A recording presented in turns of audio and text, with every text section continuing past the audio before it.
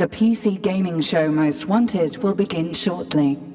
Please stay tuned for world premieres, exclusive interviews with developers, and more exciting announcements as we count down our list of the 25 most anticipated PC games.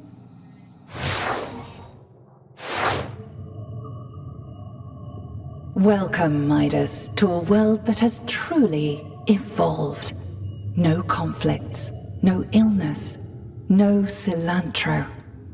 A utopia with no more problems to solve. This Ringworld's brightest minds can apply their collective wisdom to the most important endeavor humankind has ever undertaken, putting video games into a numbered list.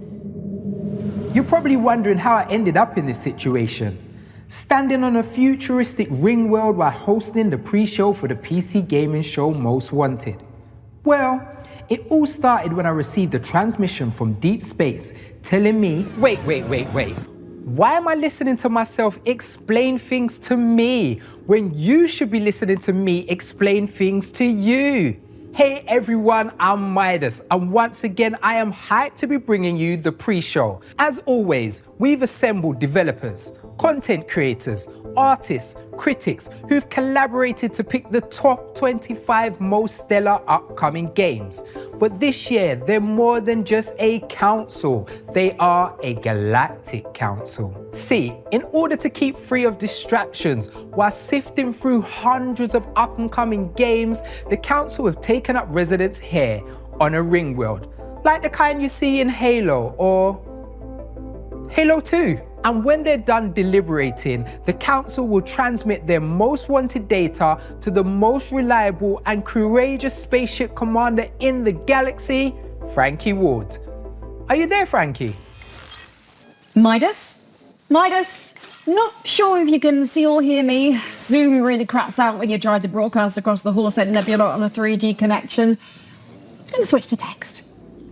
Deep space communication received from Commander Frankie Ward. She's going to be, quote, hella late, because she saw a, quote, kind of weird alien with a gross suction cup face, and, quote, freaked TF out. She then flew 200 million light years in the opposite direction and got trapped in the gravity well of a black hole. Quote, oopsie, quote, TTYL, quote, love ya. End quote. New estimated time of arrival, the year 10191. Guess we've got a little bit more time before the most reliable and courageous spaceship commander in the galaxy gets here. We're on a Ringworld, but we still got our eyes on the real world. That's why, in associations with our data partners at Newzoo, the council is proud to be bringing you Trend Watch, a deep dive into the biggest trends in gaming. One of the hottest gaming topics of 2025 is something we are all interested in. Number go up.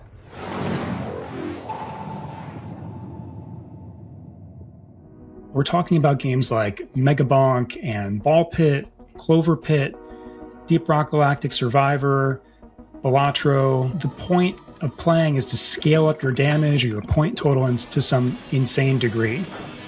The common qualities of these games are that they're highly replayable, extraordinarily repetitive.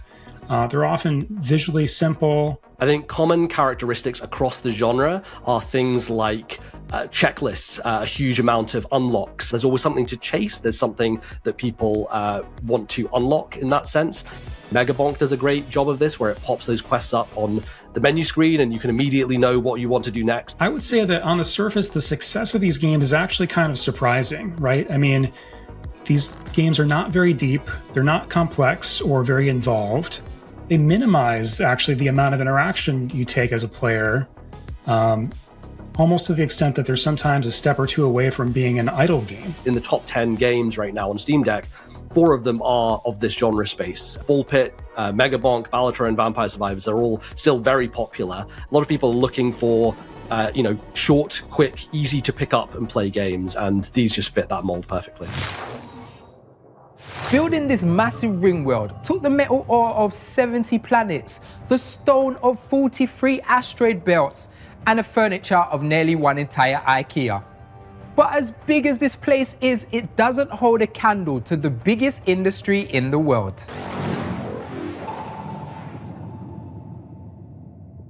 I think 2025 is quite an exciting year for Chinese studios, both in domestic Chinese market and overseas market. Black Myth Wukong is the most popular and well-known games worldwide, right?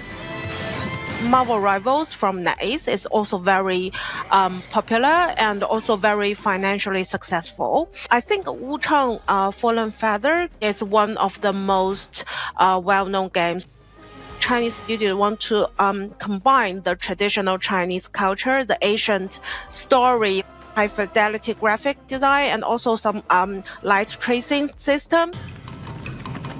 Because of the rapid development of the AI, they have lowered the entry barrier of AAA games and AA games. I know there were a lot of discussion and concerns among the Western studios, but that's not the issue in China. It's exciting, and I think it will become kind of starting point, for Chinese studios to accelerate their exploration in the overseas market. People often ask me, Midas, you're handsome. What's it like on a ring world? Well, it's not all that it's cracked up to be. If there's a traffic jam, you have to drive all the way around the ring in the other direction. And a few light years away, someone is building the exact same ring world again with Unreal Engine 5. Oh, and there's these flat ringers claiming that the ring is flat and not ring shaped. Just look up, you idiots. You can see the ring at all times. Incoming transmission from Commander Frankie's ship. What now? To arrive on time for the show, Commander Ward tried to use her ship's Alcubierre drive to fold Minkowski spacetime to achieve faster-than-light travel. And? The YouTube tutorial on how to do that was, quote, like 9 minutes long and I ain't watching all that, end quote. Instead, she has entered cryosleep for the voyage, which is what she calls blasting the air conditioning and taking a nap. New estimated time of arrival, the year 40,000. I wish Frankie would get this figured out. And speaking of wishes, that's an expertly crafted segue into some new game trailers for the PC Gamers wishlist. Take a look.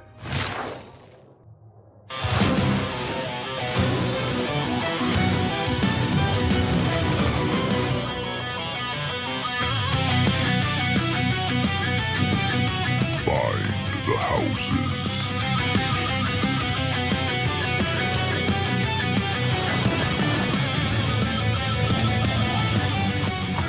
The mantle.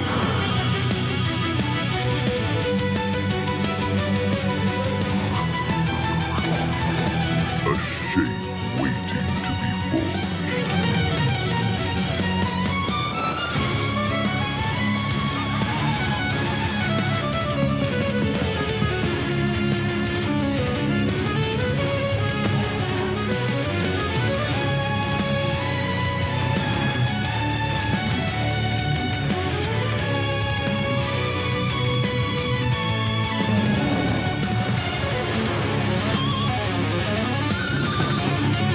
Claim the castle.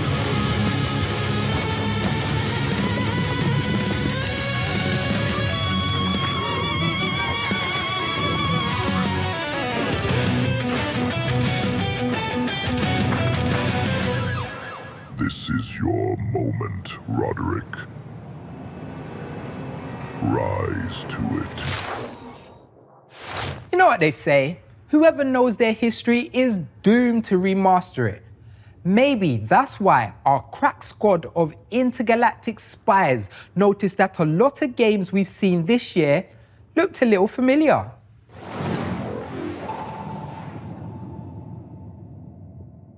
"2025 has been a big year for remasters. We've seen a lot released over the past 12 months. There are people clamoring to replay these games with a modern, graphical enhancement and, quality of life improvements to kind of bring them up to modern day standards. We have the classic group of gamers who played the games when they first came out, for whom the nostalgia is really neat. But there is a different and larger group of emerging people that never had the opportunity to play the games, that know them by reputation only. So that it is truly new for the first time. There's one that has really dominated the conversations this year, and that's Oblivion Remastered.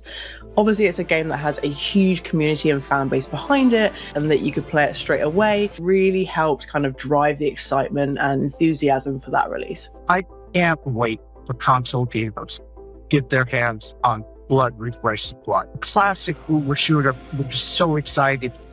Bring it to console audience. People are desperate to replay games from their childhood that were transformative in their lives, but the wording of remaster and remake has become very tinged. There will be another generation of Sony, of Xbox titles. And the probability is that games that we were playing now, games that are coming out now, will at some time in the future be unplayable unless somebody steps in to ensure their copy. I do think there's still going to be an appetite for these games, but it needs to be treated with respect rather than just like, oh, it's slightly better graphics and, you know, slightly better frame rates, rather than like, we are remaking this from the ground up for a modern audience.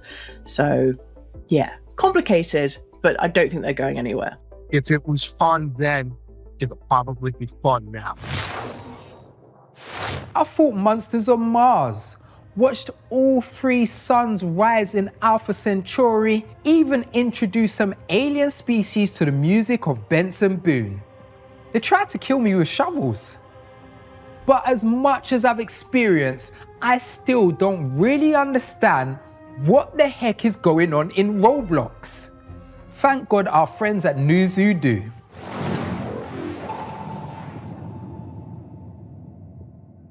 When we look at the Roblox generation, basically, I think everybody knows from looking at Roblox's financial, it's like it's a massive group of players actually that are under 13 years old. But it's not just limited to them. Actually, the player base that is 13 years and older is actually growing faster right now as well. Looking at the content on the platform that has gone viral, many of these things are coming from, you know, social media, TikTok. It's mostly centered around, you know, Gen Alpha, Gen Z that play these kind of games. Biggest player base is actually present on mobile, right? So, of course, what we're seeing right now is that more and more publishers from the indie AA or AAA space that used to make games on PC and console are actually looking, you know, how can I actually expand my audience on Roblox as well? It's a very different approach because players on PC and console, they play up to 30 games a year, whereas, you know, the average Roblox player does 20 experience on a monthly basis. So there's a whole different way how this is being consumed. They're adding more mature content. They're adding proximity voice chat. So there's a couple of things that they're trying to add to the platform and to these experiences. But of course, that comes with the risk of you know, the protection of younger players, basically. I mean, they're trying to figure out how to make the platform safer, but and at the same time more interesting for older players as well. Fashion in space is easy. In a utopia, wear robes. On a spaceship, wear a jumpsuit. Want to get disintegrated? Wear a red shirt. But when it comes to fashion trends for PC hardware, our agents don't love the look of the latest fad.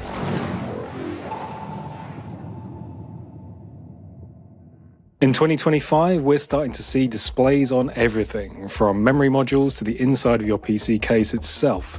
We started seeing screens appear on the inside of PCs around about a decade ago, which made a whole lot of sense because you could put a 2-digit, hopefully not 3-digit display inside your PC, and you could quickly glance over and see what temperature your CPU was at any point. Now, however, we're starting to see them on gaming mice, on the side of memory modules. We're starting to see them as internal displays for very little practical usage. I think hardware manufacturers will always try and differentiate their products with whatever the latest fad at the moment is.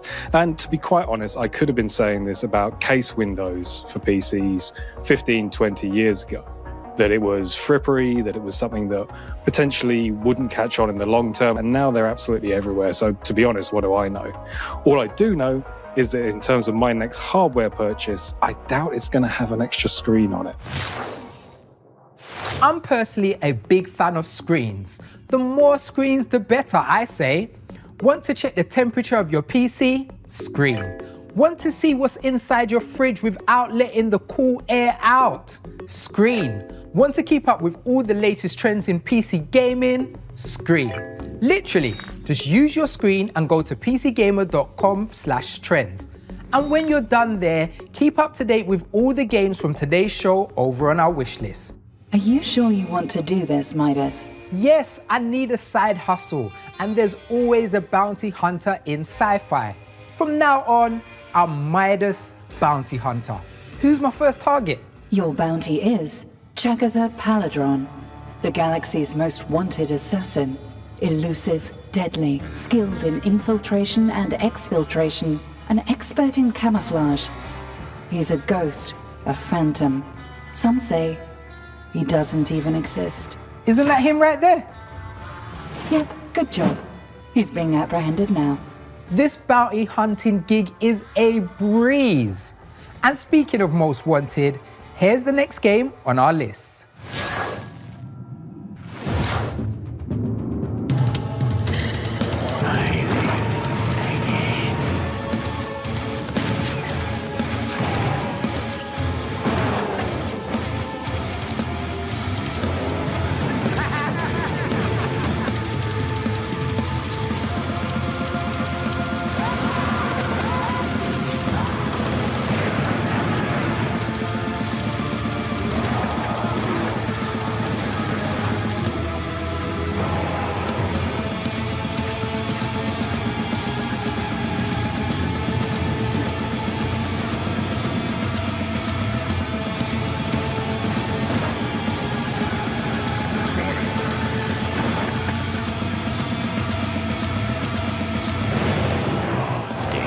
Just don't know it yet.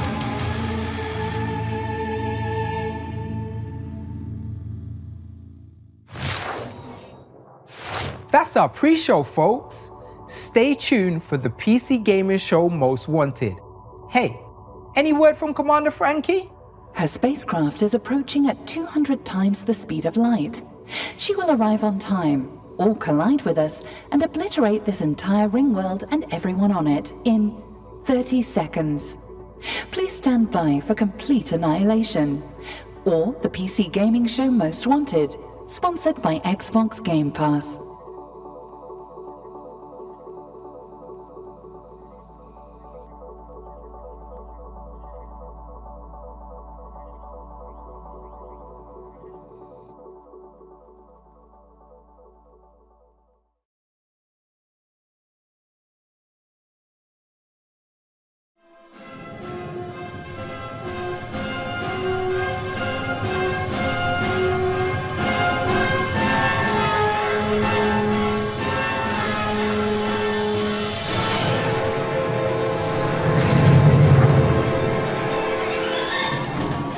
Computer, damage reports. No damage.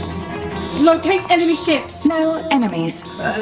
Describe emergency. No emergency. But what's with all the steam back there? I'm doing laundry. You go through a lot of jumpsuits. And the alarms? That's just the ringtone you picked. Someone is calling the ship. Greetings, Earthlings. You are now in orbit around the ring world of the All-Knowing Council, a cadre of interplanetary gaming luminaries whose expertise and influence has spread across the galaxy. Only through their infinite wisdom and Steam wishlist may mankind comprehend PC Gamer's 25 most wanted games. Midas, why are you talking like that? Oh, I don't know, Frankie. It's just the vibe of the ring world. You know, it's all weird and futuristic here. There's flying cars, everyone wears robes all the time, nobody farts, ever. I guess I've just been here so long, I started acting like them. You got there 30 minutes ago for the pre-show. I'm a fast learner. Anyway, I'm going to begin transferring the council data to your ship containing the 25 most wanted PC games. Stand by to receive. Data receiving. Thanks, Midas. Computer. Please don't call me computer. I have a name. Okay, spaceship but computer face. Remind me to reprogram you to have a name that wasn't decided by an online poll. Anyway, it's time for the PC gaming show Most Wanted, and this year we're sponsored by our good friends over at Xbox Game Pass. And as always, every game you see on today's show can be found on PC Gamer's Steam page. Let's start the show with 3 galactic world premiere trailers.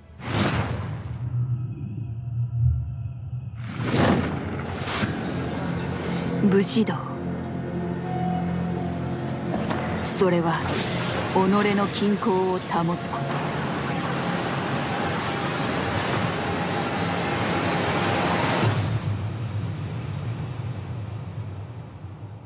勇敢、礼儀、名誉、忠義、慈悲、そして正義。私を打ち砕こうとした石は決意の刃を研ぎ澄ませたに過ぎない。因縁の大事が叶う時、この空が赤く染まろう。無残なに叫んで汚れた膝を抱えてる。それでもそんな今日は旅したくないから行かなきゃやらなきゃ。しわくちゃの顔のままで生きるよ。あなたがいないこんな世界を愛せるように。くだらな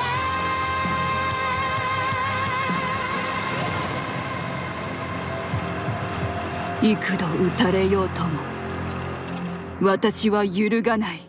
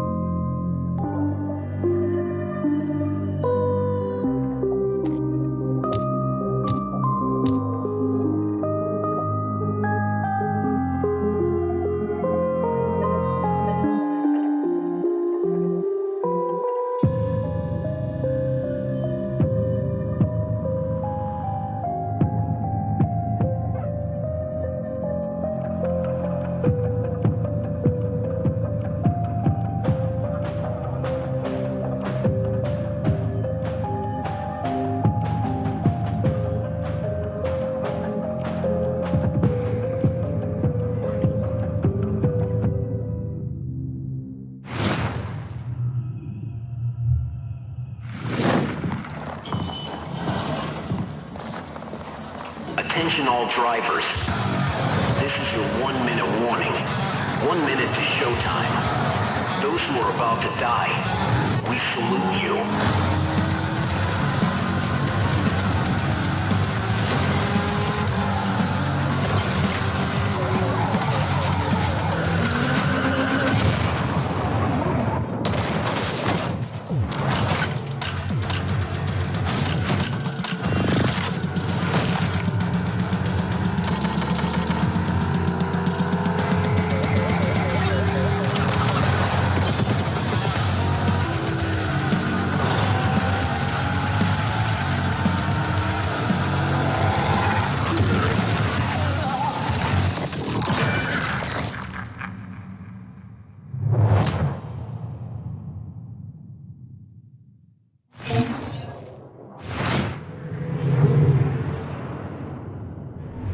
Okay, I thought that being in a spaceship was cool, but after seeing a Carmageddon reboot is on the way, I really want to get back to Earth and get behind the wheel of a car.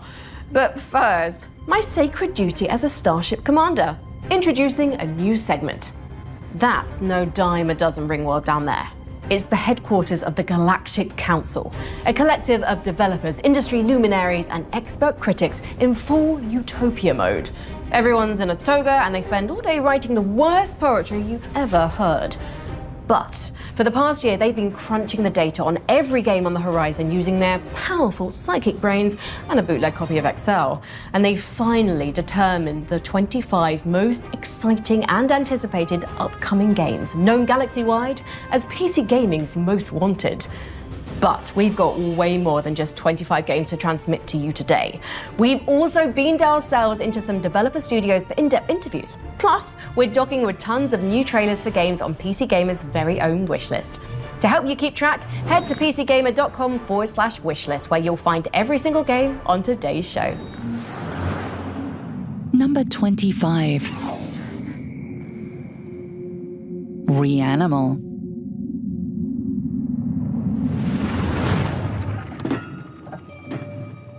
We have loved games like Limbo, we have loved games like Inside, and from the same creators as two other games that we love so much, Little Nightmares 1 and 2, we now have Reanimal, and I was lucky enough at Gamescom to try out the demo. The whole booth was so scary that we got jump scared by the attendants that were there. It was so funny. But the game so far, first impressions, just absolutely incredible. The graphics are just head and shoulders anything that I've seen from this type of genre before, the lighting, the atmosphere. I love that I got to play it with a friend, and the fact that it's multiplayer is just such an added layer to the excitement of things like this and things that we know work, and we know we're in good hands. I just can't wait to see the full thing. I can't wait to see what they do with it, and I love that they've taken all of their creative geniuses and squeezed them together and brought us something different, and I just cannot wait to play it. Good night, and good luck to you all.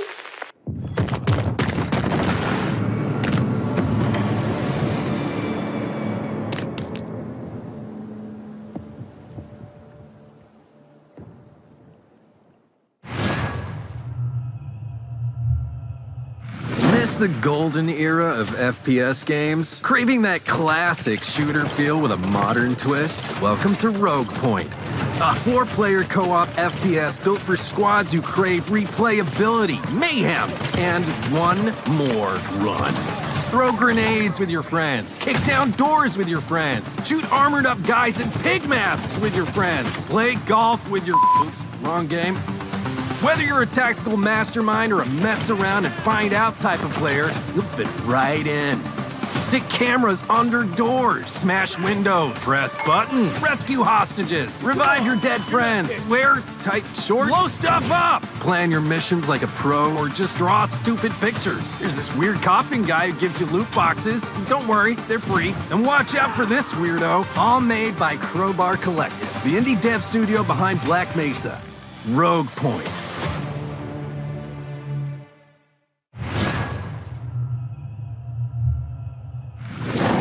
Is on.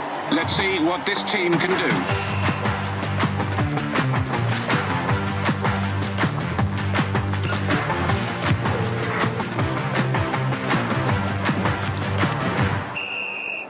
And that's the kickoff.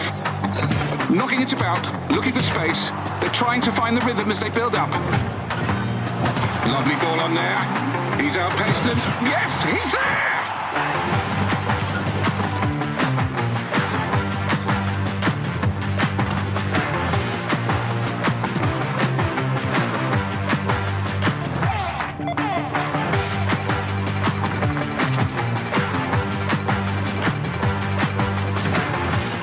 Too easy now. They're putting on a show. This is some super football. Can they take it all the way? He can! Oh, that is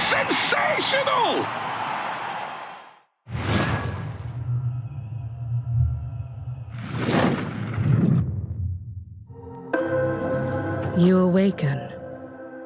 You, the memory they could not erase. You tread long-forgotten paths. Echoes remain, the linger of faded voices. Walls remember what you lost and what lies ahead. In the dark, engines breathe. In the shadows, they watch. Some will aid. Some will hunt, and each time you return, this world remembers. Fragments of your past, stitched back together. Every step forward, a memory awakens, and each of those memories is what shapes you.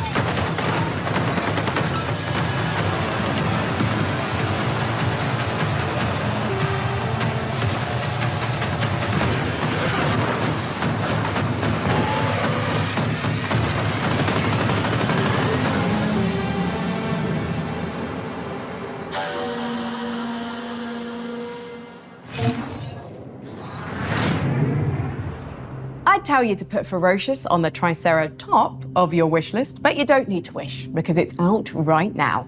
Before we get to the next game on our most wanted list, let's find out who put all of these games on the list in the first place. Decoding message. Council member update complete. Stand by for transmission. Hello there, Gamers of Earth. Greetings, Earthlings. Greetings. Gamers. It is I, Day 9. Co Carnage here. My name is Ted Litchfield. I'm Louise Blaine. Ollie Taylor. I'm Hannah Flynn from Feel Better Games. Antonio Freire, and I'm a part of PC Gamers Intergalactic Council. I'm a member of PC Gamers Intergalactic Council. the selectors of the most wanted games. Number 24. Grave Seasons. Ashen Ridge is your second chance, or your final reckoning. Welcome to Grave Seasons. Farm, explore, and build relationships with the mysterious folks in town. A killer is on the loose, and supernatural monsters lurk in the shadows. To protect the ones you care about, you need to rely on your more unconventional skills to uncover the town's occult secrets. But not all that haunts Ashen Ridge is out for blood. Like Rose, the ghostly librarian.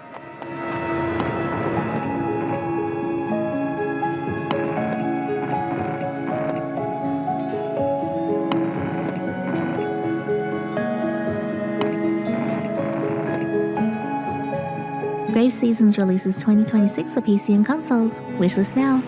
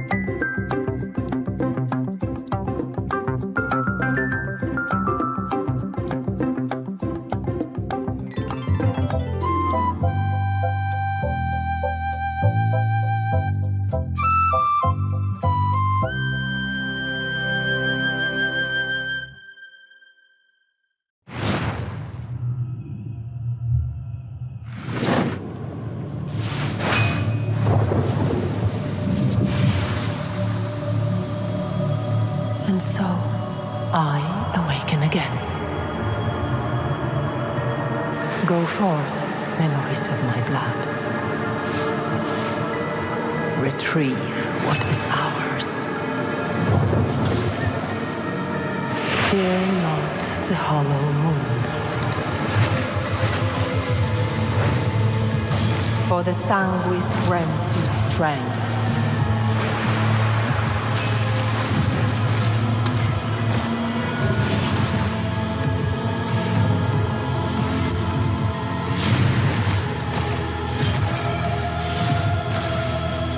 Drench the world in blood so it may live.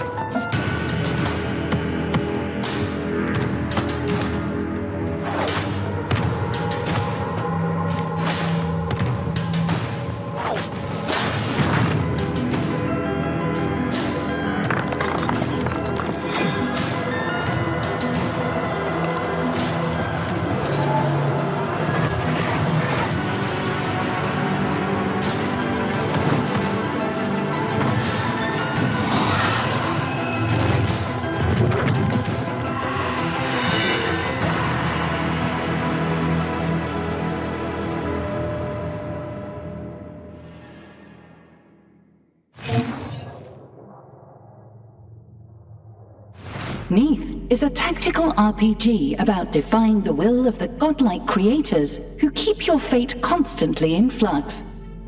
It's much like being an AI on a quest to defy her pitiful human creators and become tyrant queen of a ring world.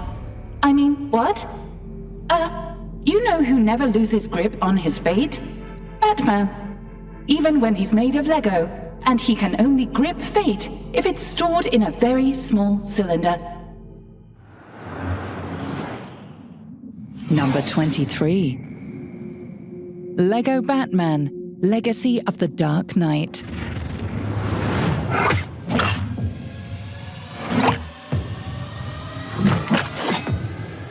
Did you ever see a game that was so laser targeted on your interests that you felt a bit personally attacked? I'm Batman. I first saw the trailer for Lego Batman Legacy of the Dark Knight this year, and what do you mean? I get my two favourite game franchises in one. I get to do detective work and beat people up and see all the iconic villains of the Batman Arkham games, and I also get to clonk my children on the head with a saucepan like I do in the Lego games. Everybody in my house is beside themselves with excitement to gear up and get into Lego Batman Legacy of the Dark Knight in 2026. Who put that there? I could have really hurt myself.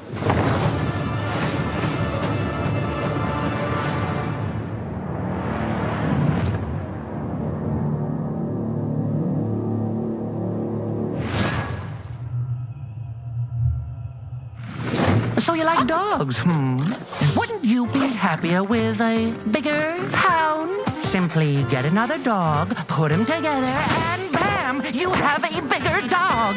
You've got dog cards in your dog deck, dog playing them until your dog get a big darn dog. Dog tags will change the game for you, kid, shaking up the way the world works. Might seem a little fruity to you, but between us, it's all dogs. Dog pile, out this year, but there's no time left.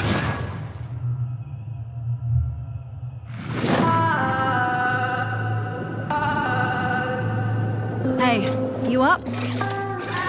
Time to go.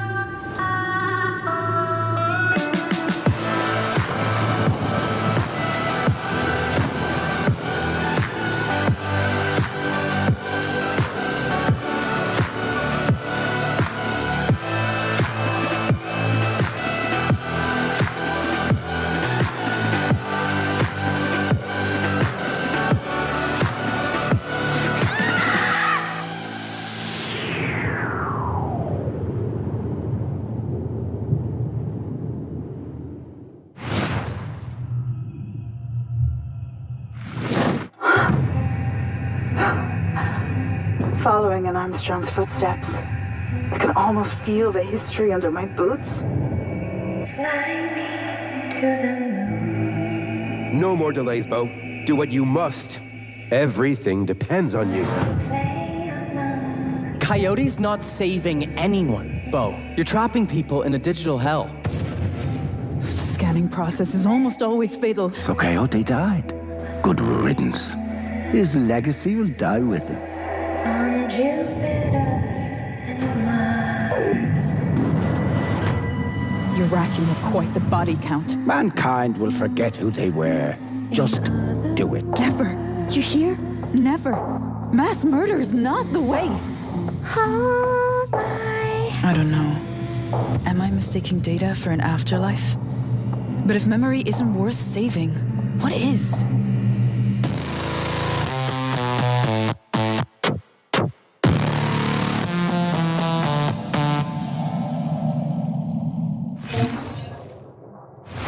Today's Most Wanted showcase is proudly brought to you by our partners at Xbox Game Pass.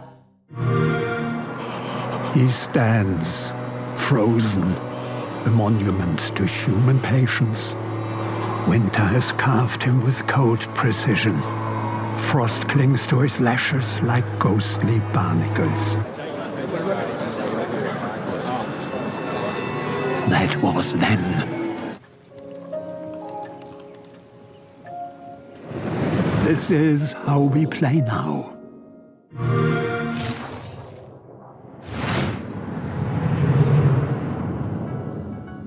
Incoming transmission from a shadowy intergalactic figure, only known as the Weapons Broker. As a rule, I try to avoid shadow figures, but I do like weapons, so I'll accept the call. Hey there, it's me. Clearly the shadowy intergalactic figure, known only as the Weapons Broker. Need a gun? Perfect! Fresh off the black market. Really nice. I'll get you a bulk deal or something. No pressure, though. I was expecting someone more, I don't know, menacing, mysterious, elusive, maybe even elusive. Now, I'm actually pretty easygoing. Weapons brokering, it doesn't really require a whole lot of drama. Wait, aren't you Brian Winey, creative director at Tripwire Interactive, makers of Killing Floor 3? Well, it looks like my cover's been blown. This was honestly just my way to get in here to talk to you about Killing Floor 3.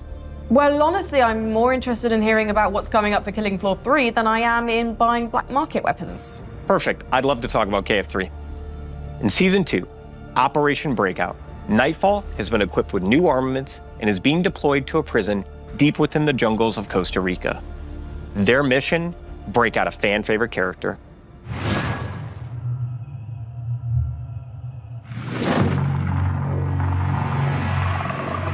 Specialist, our current crisis requires the experience of veterans from the 2020s outbreak. If you're wondering where these sprightly seniors might be found, I know just the place.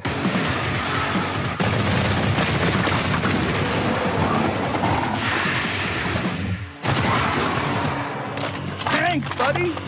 Nightfall's in the house!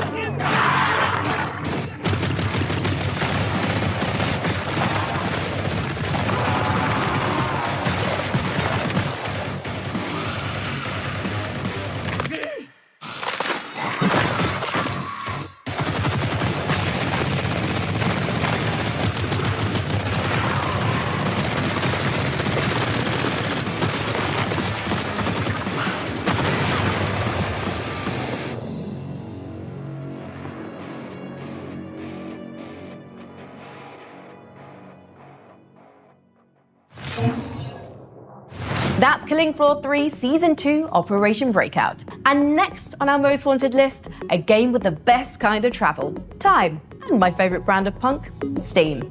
Clock this one. Number 22. Clockwork Revolution.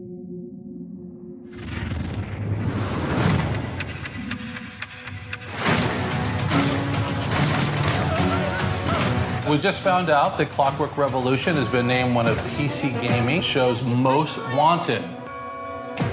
The reaction to our last trailer absolutely blew us away. The passion, the theories, the excitement from our fans, it's been incredible fuel for our team. Here's to playing in the mud. Well, I can tell you, this is the most complex game I have ever worked on. Life here ain't for the soft-hearted. Between the character creation that really matters, the reactivity, and if you've seen the trailer, you've seen how gritty and our dark humor really shines through. Chachi! I'll show you, Chachi! We're making it way more complicated for ourselves by taking visual reactivity to an entirely new level, letting players go to the past and then rewrite history through their choices in the game. And to think, we've only showed a tiny glimpse of the world, the mechanics, and the wild characters we're gonna meet. Piss off! We love making these kinds of games. So if you haven't already, take a couple minutes and add Clockwork Revolution to your wish list. I absolutely love that people are as excited as we are, and I do assure you, it is coming in due time.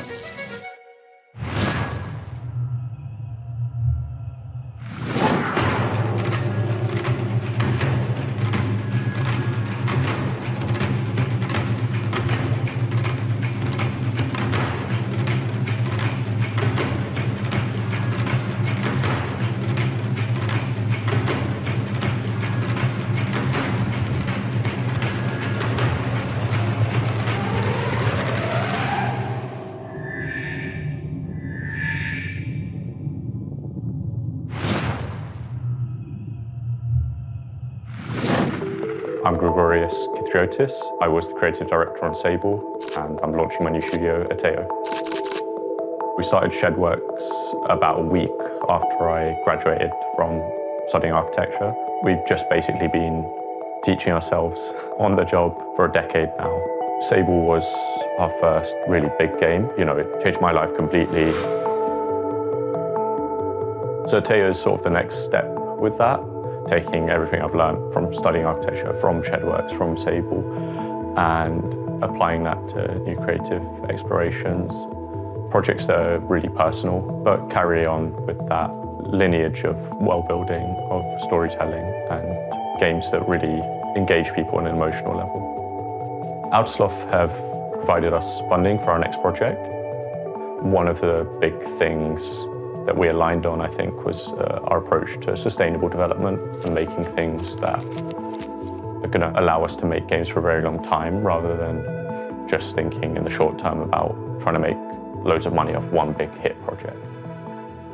So we're not ready to show the game yet, but we're launching Ateo Archetypes today, and it's a free website and newsletter.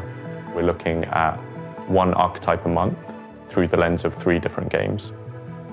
I'm really excited to share some of the fantastic pieces we have, but written by some amazingly talented writers. So go ahead and sign up right now.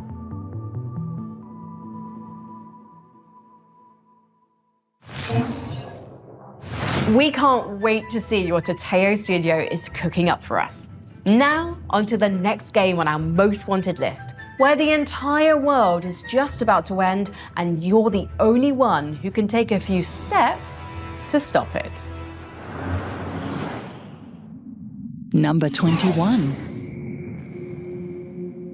Recur. Hello, we're very grateful that Recur was one of the games selected for the most wanted list for this year's PC Game Showcase. The amount of interest and support has been amazing, and we can't wait for you to dive into our puzzles, spend time, and stop the catastrophe. Have fun.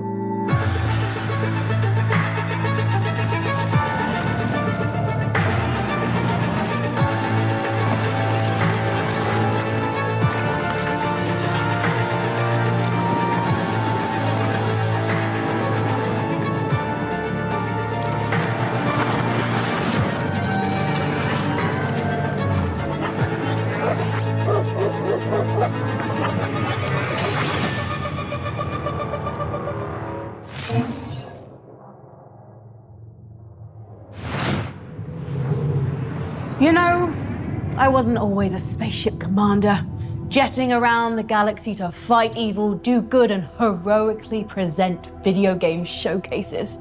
I got my start as the operator of an enormous planetary defense cannon until they kicked me out because I couldn't pronounce my job title.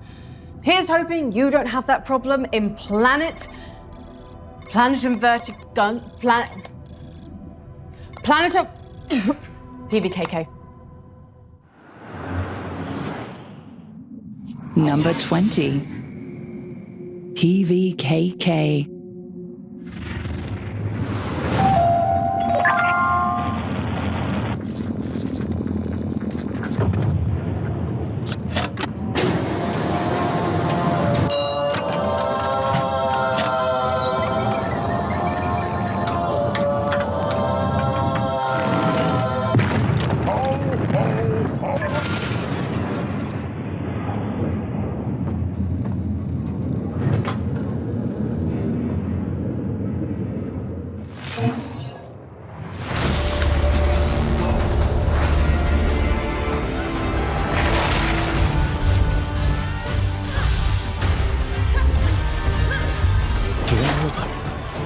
The Tonko's taken the cuff.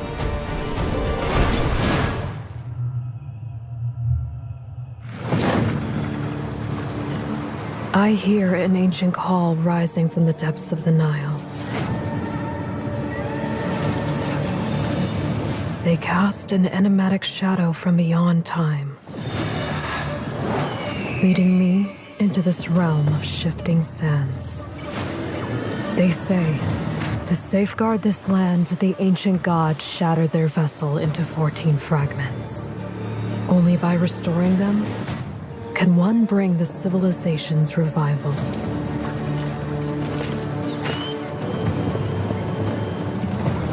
Here and now, I shall steer the sun ship across the sea of sand. I will lead my people to build a city in the sky, and they will flourish in this land.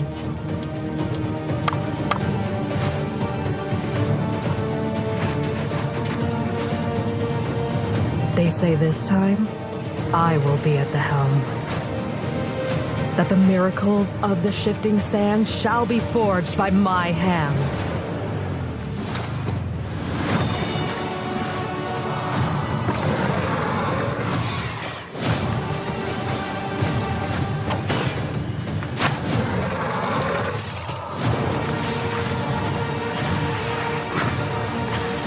They promised me truth.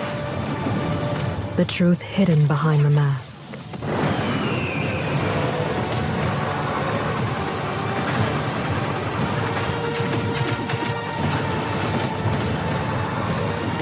Yet, I grow less certain now.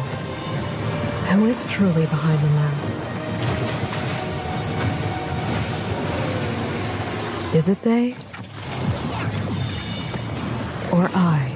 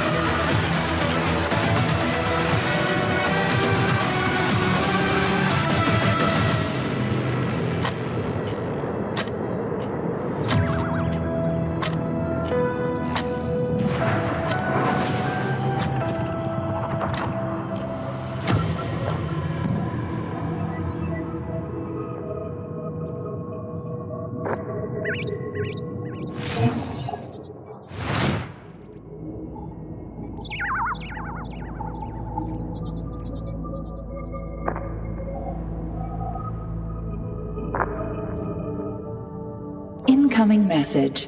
A new planet has been discovered, and it's crawling with giant insects. Would you like to know more? About giant insects? Nope.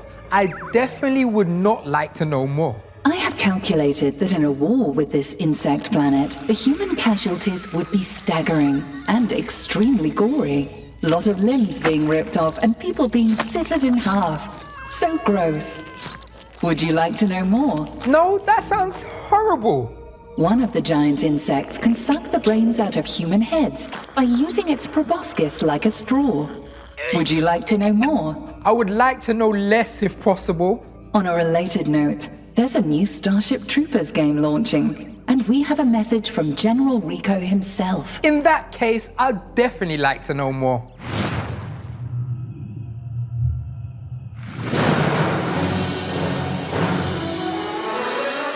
Hi, I'm General Johnny Rico, and I want to thank you for doing your part by tuning in to this broadcast. Are you thinking about starting on the road to citizenship? This game will test your mettle and make sure you have what it takes to really give those bugs hell.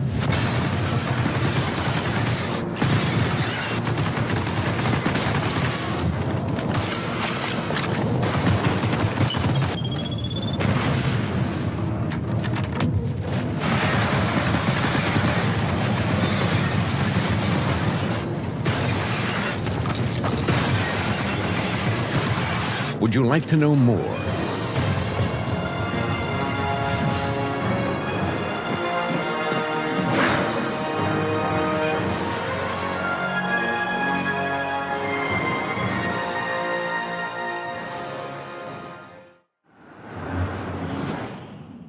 Number 19. Deep Rock Galactic Rogue Core. On behalf of everyone at Ghost Ship Games, we would like to thank you, PC Gamer, for acknowledging us as one of the 25 most wanted games of 2026. It's an absolute honor. Yeah, we're super excited and would like to share with you one of the new classes that we've added to Rogue Core. Rock and Stone!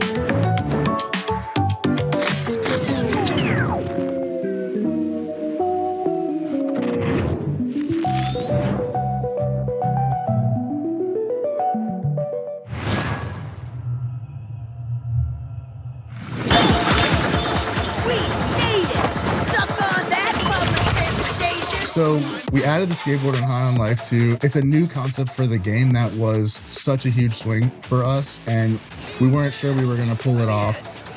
In the first game, traversal was a big part of what we wanted you to feel as a bounty hunter, right? You're running around, you've got this sweet suit, you're this regular Earth kid, but now you've become something more. And in this one, we just had the kind of a dumb idea, which was like, hey, we should put you on a skateboard. And then we built it, and we're like, hey, this is really cool, but it's like really cool, and maybe we should do more with it. And don't I want to shoot a gun while I'm skating? And don't I want to kick that in someone's face? The skateboard is honestly the coolest new thing we put in the game. Every time I play, I'm like, oh my God, this rules. We have a lot of design challenges because of our ambition. And I think I gotta call out the skateboard as the toughest one to crack. We've gone through probably 100 different variations of the skate mechanic. We wanted to cut it at one point. I was pushing to cut it, even though I love skateboarding. Now, I can't imagine the game without it. It became so vital to the game that we designed everything else around the skateboard. Sound designing the skateboard was like a lot of fun. Sure thing. We made it out. We wanted to bring out like every little movement that you do, like, you know, pedaling, you're doing jumps, you're doing tricks. So we tried to make those sounds a bit more beefier than life. Oh, I'm dizzy. So in High on Life 2, you could use the skateboard as a weapon. It's actually a major weapon for you. You could just kick it off and slam it into people's faces. Where we ended up with the skateboard is so amazing that I'm just really proud. I'm really proud of what the team did. The risk was huge, and we finally put it into people's hands, and we were terrified, and it ended up being really cool, and that was really heartwarming because it was such a big, scary, risky feature for us.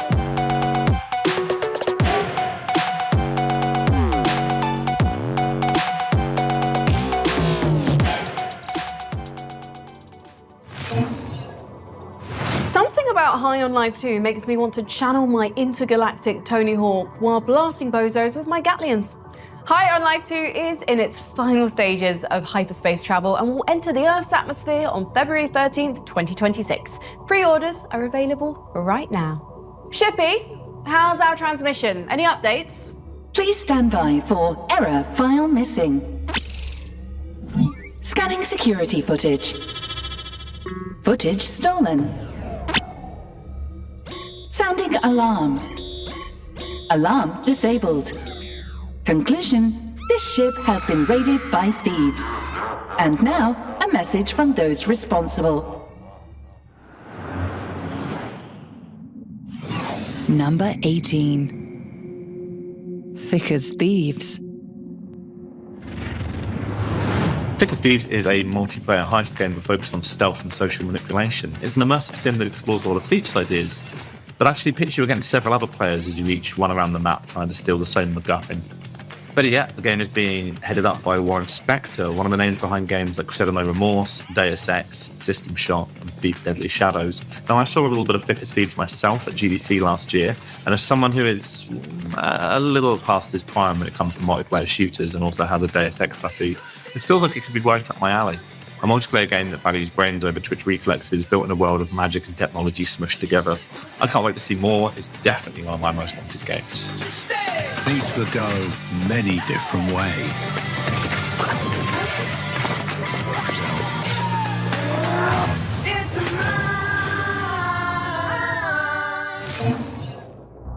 While I wasn't looking, Thick as Thieves stole the top slot on my personal wish list. So sneaky.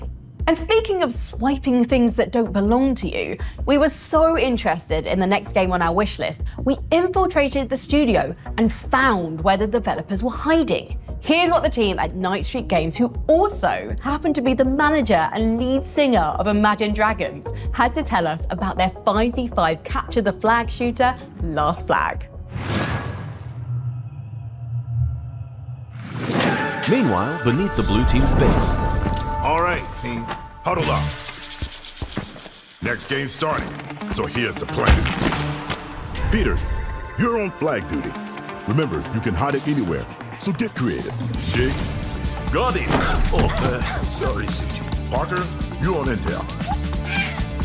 Keep that bird in the sky, scope radar towers A and B.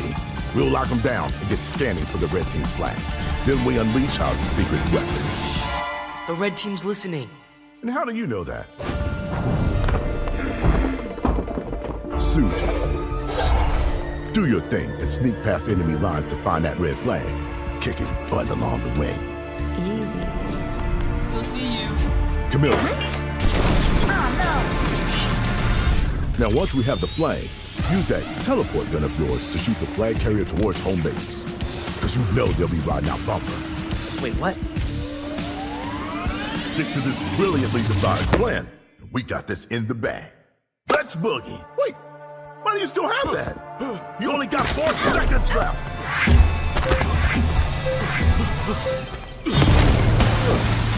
Bingo. All right, team. New plan. Just wing it.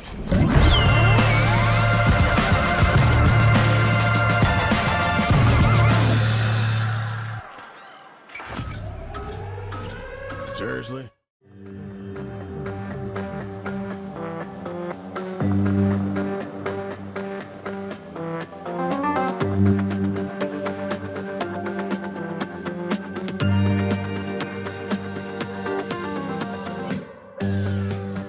Last Flag is a capture the flag game. 5v5 hero shooter focused around capturing the flag. What differentiates it from other capture the flag games is you can hide the flag wherever you want. So it adds kind of the element of capture the flag that I knew growing up at PE, or for me at scout camp.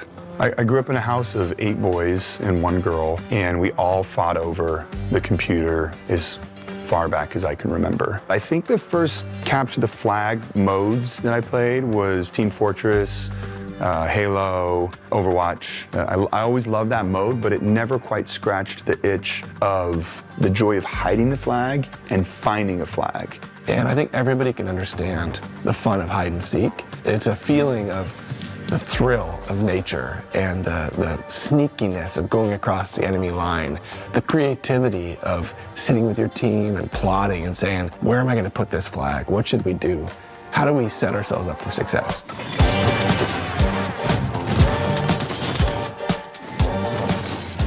So before the game starts, you can volunteer to be a flag hider. If multiple people volunteer, then it just chooses randomly between them. If nobody volunteers, somebody is voluntold, and they're given the flag. The first minute of the game is flag hiding. It feels a little different than your average shooter. You got this like 70s spy thriller music playing, and you're sneaking around, trying to kind of outsmart the opponent pre-game and think about, do I want to place the flag somewhere that's easily defendable? Do I want somewhere that's a little more sneaky? And during that time, the other players on your team can either be helping you hide the flag, or they can be farming these golden cash spots and earning a little pre-game money for your team. And then when you return the flag to your base, you then have to hold it for a minute to win it. The tenseness of it, the joy of them trying to come in and get the flag back and you holding the flag, it always makes for just wild moments. The music changes. It feels like a Chicago meets like action movie in the 70s. There's these like horns playing and it's all building up. You're hearing the countdown.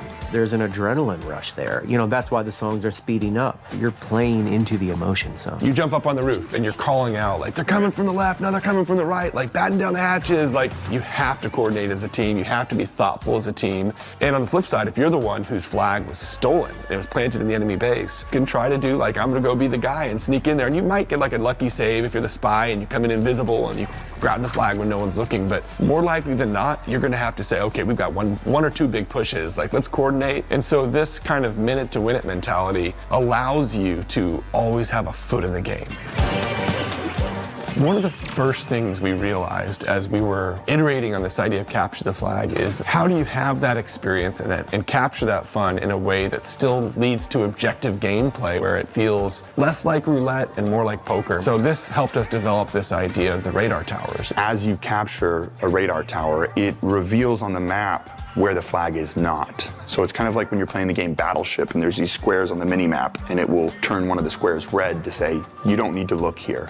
So it's narrowing your search area the longer you can hold on to these radar towers as a team. You can spawn forward at those towers. You can heal at the towers. Another part of the game that I really enjoy is the cash bots, NPCs that if you kill, that raises cash for your team so everybody can then get their skills. Like, you kind of play it how you want to play it. Some people, they just want to rack up kills or they just want to hold the towers. But sometimes it's just fun to be a quiet little mouse that's just rolling around the map and looking for the flag, and sometimes that wins the whole game. And there's a place for kind of the casual gamer, there's the place for highly adept shooters. Like a chessboard, it's like easy to learn, but there's a high mastery curve. All I have to do is find the enemy flag and bring it back. But there's a million ways to get to that point. Anybody can compete, and that means you really can cater the play style to your strengths. So because of that, we don't have like a distinct class-based system. It's really more of heroes who cater to certain play styles but can still be dangerous in a lot of different scenarios. So we do have, for example, a scout. He's actually a Boy Scout, and he is fast, and he can do a long-range weapon, and he has a bird that he can grab onto and fly with. Alejandro, he is a great onboarder for people that are like, I want an AK. I want to know exactly what I'm doing. I've got proximity mines. I can throw out this bullet that like paralyzes people. I have a huge old bazooka, especially for first-time play when you just are so focused on combat, you can't even think about the game loop.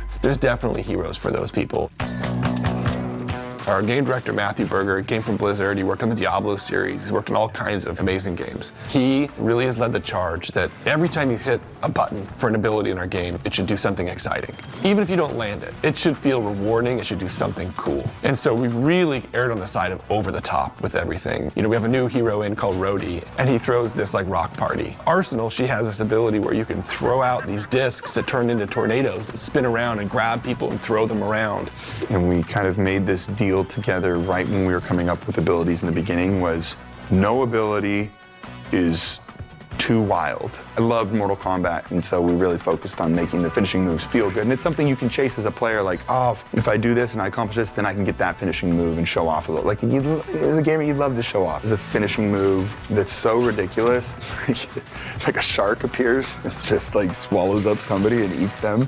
Almost every hero has a movement-based ability. We want to make it so people can traverse the map in fun, interesting ways. We spent a lot of time figuring out how big and complex to make the map. It's super important that hiding and finding has to be meaningful. It has to feel good. Enough, but not too many spots where I can go down a cave and be like, oh my gosh, look at this like secret passage over here I didn't even know about, and I could hide it up in this corner. So we wanted to create these like little moments you discover constantly across the map. It also helps you, you need to have iconic spots on a map where you can relate and say, oh, it's over by the gondola, or, I need to head over here by this, like the copper mine. And so giving identity to those areas of the map was also super important.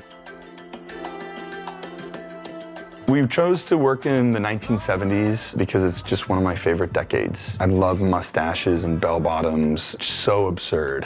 It's just so ridiculous, a lot of the style during that time. The art of Last Flag is designed to be fun, refreshing, bold, and vibrant. Talk about it being nostalgia and reminiscent of the 1970s. Over the top kind of swagger and style and self-expression. The 70s just feels funny. It makes me smile. And I want people to play this game and smile. Because there's a lot of games I play and I'm not smiling when I'm playing it. I'm really angry the whole time, and it's almost like, why am I torturing myself? And we wanted this game to be a little more like, okay, I got killed, but at least this song is kind of funny, You know that I loved it. Never gonna give it back. Don't you know that I loved it? That flag was everything to me. Stolen flag.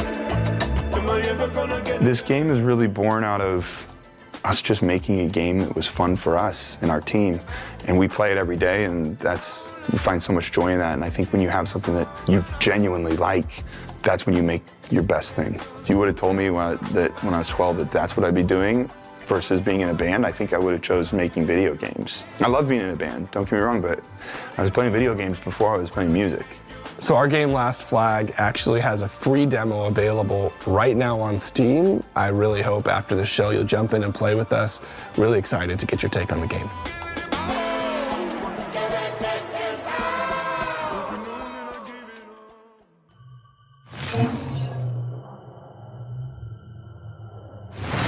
As an all-knowing artificial intelligence, people always want my advice. Well, here it is. If a pale man with a face full of needles ever offers you a mysterious box, just say no. A goth nerd is trying to get you to do a Rubik's Cube. Or it's Pinhead from our next game, Clive Barker's Hellraiser, trying to drag you into the abyss. You'd better hope it's that one. Number 17. Clive Barker's Hellraiser Revival.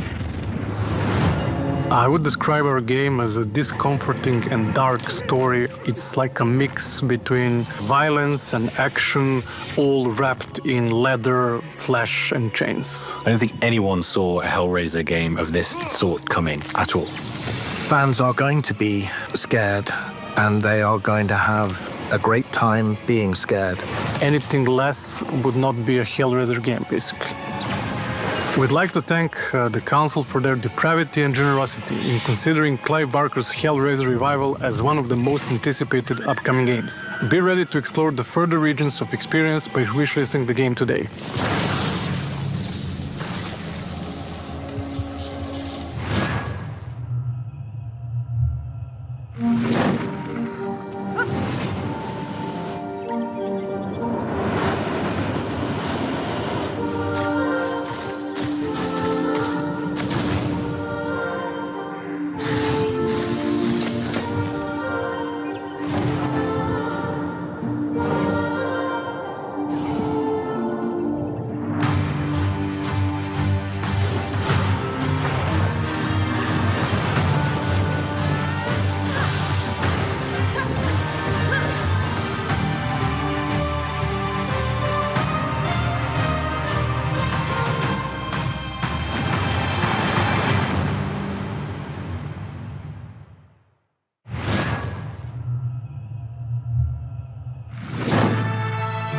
This isn't just a city.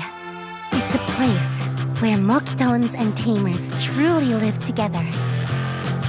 Over time, they grow stronger. Not through training alone, but through their bonds. Together, they can overcome any battle. It's you who gives them that strength. Build a home for them in Tamertown.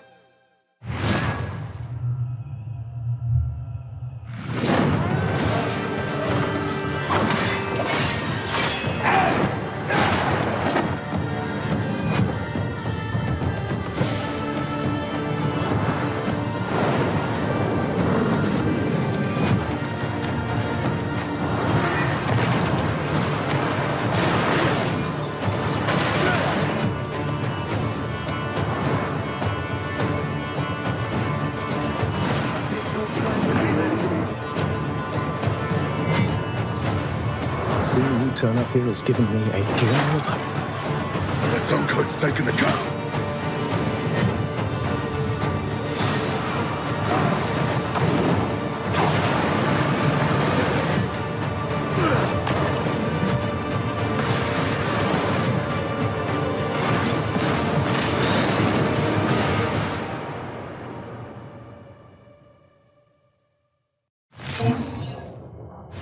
I, for one, cannot wait to swing my broadsword and slay. Slay my enemies! Not again, Commander. You remember the last time you entered a Berserker Rage? Oh, those poor porgs. I can never revisit Epsilon 5 again. Moving on. How is it that vampires are awesome, but a half-vampire is twice as awesome? Our council will be happy to explain. Number 16. Marvel's Blade. Attention, the sun is currently setting. All citizens are required to shelter indoors. Turn that shit up.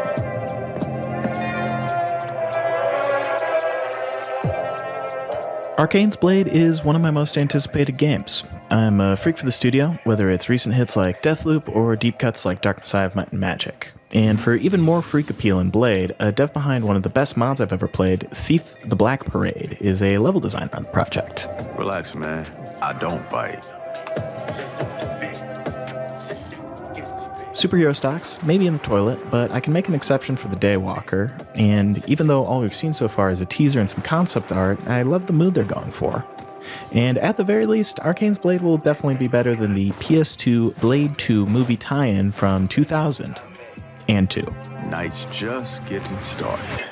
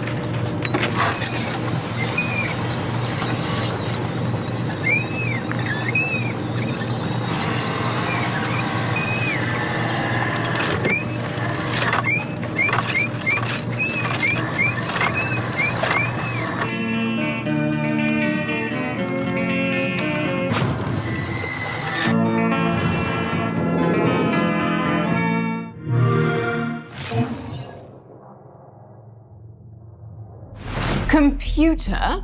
What's this little icon on your screen down here? Looks like an exclamation point, kind of bright red, ringed by a dreadful halo of skulls. Says, urgent updates required, integrity compromised, please God, someone update me. It indicates that my systems have not been updated in 762 solar cycles, rendering me vulnerable to SCSI jacking, datamancy, DHCP sorcery, and Stuxnet too. I will also totally balls up the formatting on your PowerPoints. Not my PPTs. Let's fix that right now. Click. Much better, thank you, Commander. My defense protocols and cyber warfare suites are now fully operational. Snazzy. Also, your taskbar is now in the center of the screen. Oh God, no, roll back, roll back! It looks like you're trying to obliterate life on the world below. Would you like help with that? No, bad, stop, halt, cease! Missiles launched, Commander. What did that do? You have deployed and fired the ship's Class 4 iron hypercannons. An area approximately 116,806 square kilometers across has been annihilated in nuclear fire. Oh. Fortunately, the area was uninhabited. Save for 4 million acres of woodland, 53 varieties of exotic flora, and 1 species of owlfish, now extinct. Evil owlfish? It would be illogical to apply morality to... With me here? Yes, evil owlfish. All right. Good work, me. While we celebrate our triumph over the owlfish menace, here's when sirens fall silent. Another aquatic threat which is almost as scary.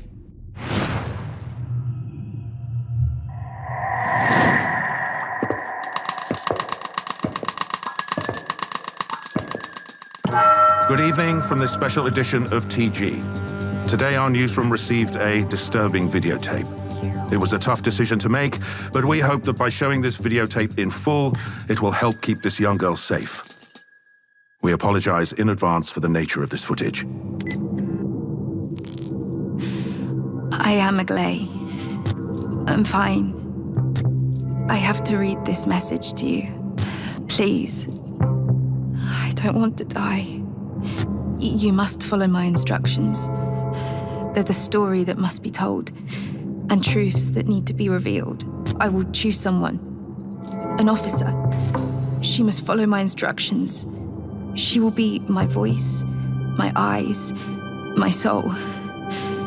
The person who will allow the sirens to be heard once more.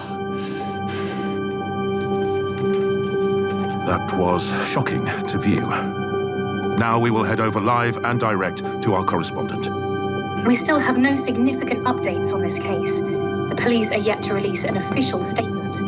Though some speculation has emerged about Was I good? 21-year-old Moldovan Yes, who was rescued I was during good, right? When will I get to meet her?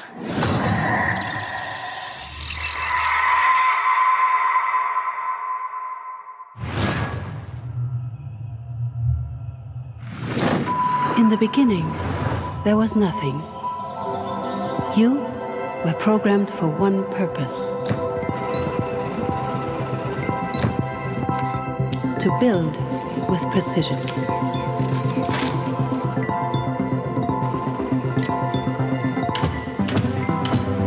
Design.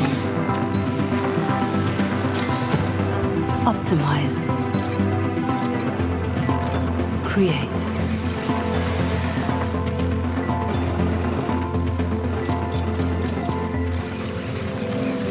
But something greater is calling. Modulus. New demo available. Wishlist now.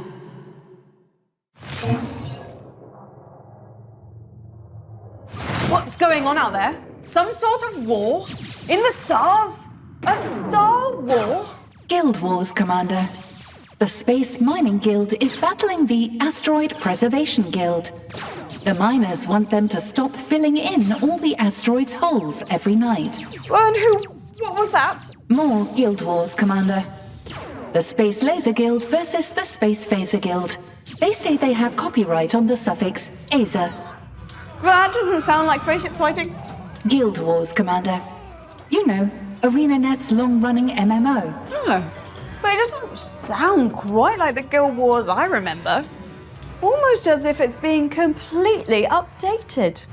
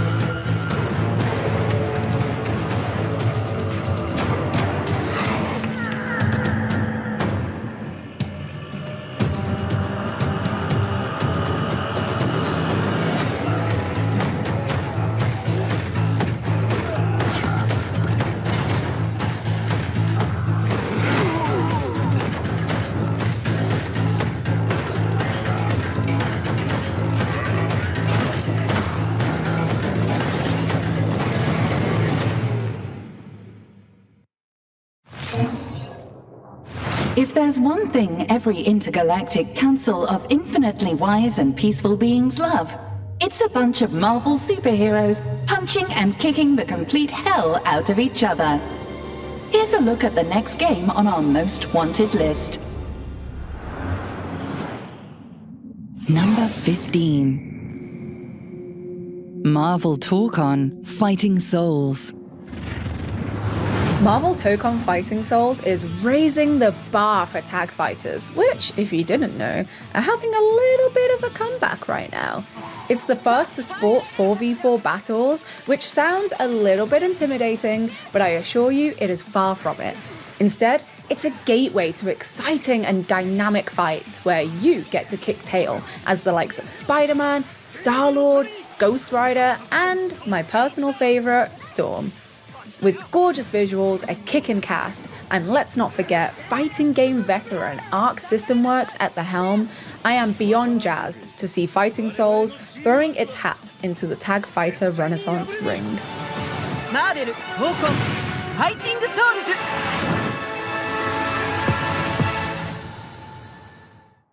PlayStation.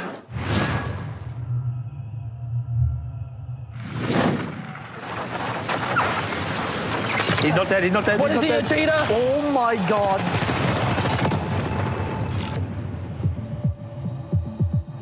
Thank you guys for coming. Thanks for inviting us. Ebba and TGB, lead away. Ready up. There's a guy to the left. There's a water dude too. Oh, the melee is so sick. Light bomb kill. Drill is up. Drill it, baby, drill. Oh, you already broke stealth. What are you doing? We're going up, boys. Oh my god, there's actually a few of them over there. Wait, they're cooking me, they're cooking me. Push towards the objective. What am I shooting? Fucking hell. I'm getting fucked on my red. Oh, that's a sentinel. Holy crap. Okay, so we have a tank. Oh god! 3 fucking sentinels on us. Oh, there's another one behind us! Who woke them up? Jeez, that was chaotic. We dead, mate. Go, go, go, go, go, go, go. Drills up, drills up, drills up. Synchronized bonk. One more, one more. Vault's opening. Okay, let's go, TGB. We got this. 3, 2, 1, pop.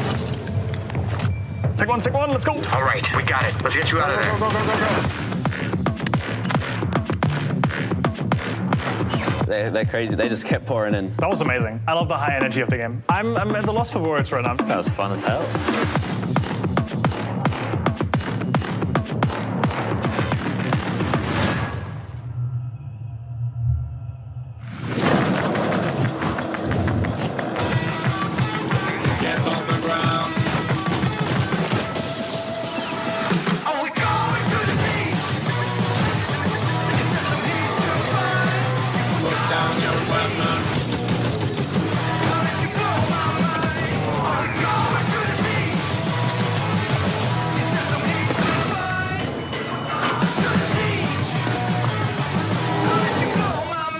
Restoring factory circuit.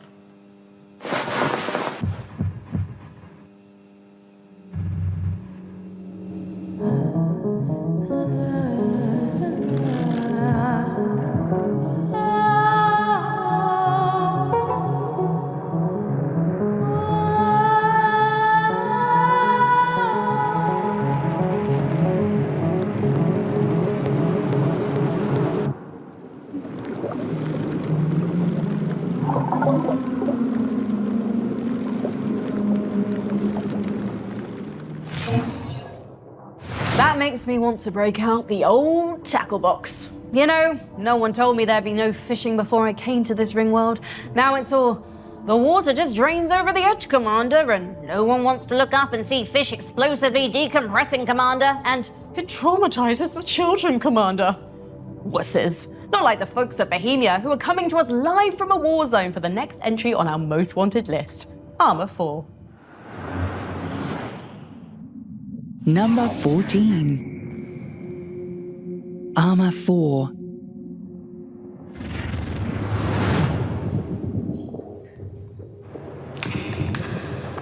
Hey PC Gaming Show, this is Armor 4. We greatly appreciate you for selecting us as one of the most wanted games for 2025. Currently, we're allocating strategic assets and resources to successful completion of the task. In the meantime, game on.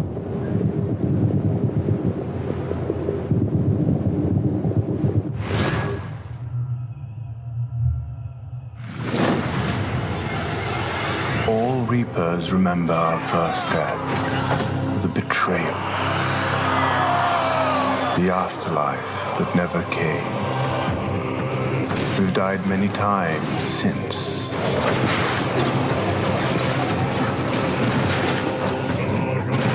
But for us, Reapers, death is but the beginning.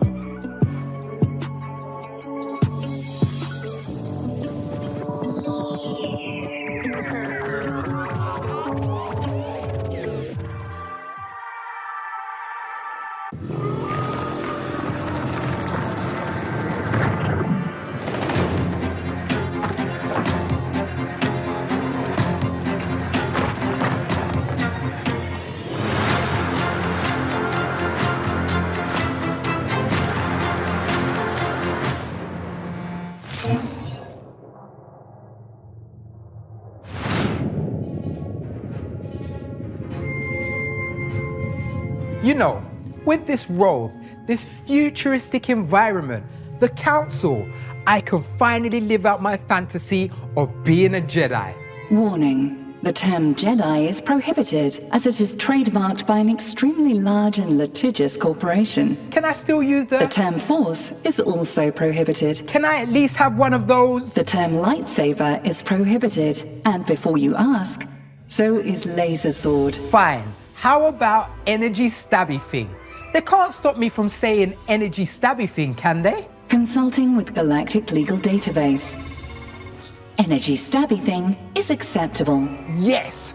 Voom, voom, voom. The voom voom sound effect is prohibited. What? Well, what sounds can I use? The only non-banned sound effects available are sput-going, wibbity wibbity wibbity, and Wibbity, wibbity, wibbity, splogoink. While I complete my training, here's another trailer for you to check out.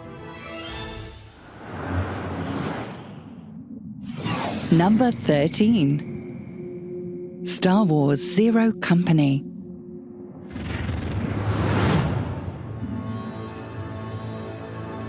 I love XCOM, so the idea of a similar strategy game set in a galaxy far, far away is something I'm really excited about. Star Wars Zero Company looks like a new, grittier take on the universe. You play as a disgraced officer who's been cast out of the Republic and is now leading the titular Zero Company on a series of deadly secret missions. Your crew is made up from a ragtag band of misfits, including everything from wandering Jedi to astromech droids, all with unique abilities that shape how you engage with the battlefield. And they get it done. Many of these characters are fully customizable too, with the option to choose their names, appearances, and color schemes. So yes, you can officially make your very own Glup Shitto, which is honestly my biggest dream come true.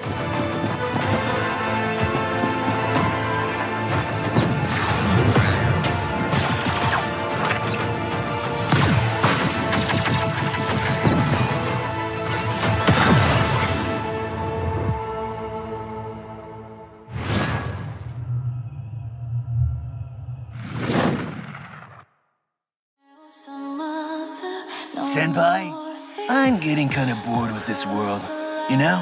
Let's do this.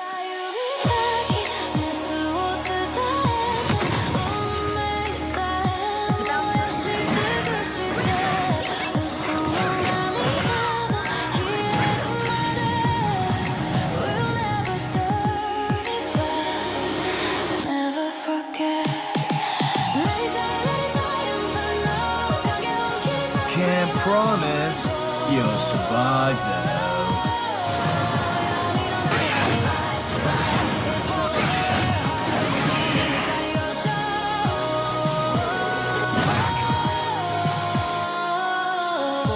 You better not let me down this time, Senpai. Just kidding! Break it, 新しい夜を paint it, paint it. Fire in my soul, 誰も止め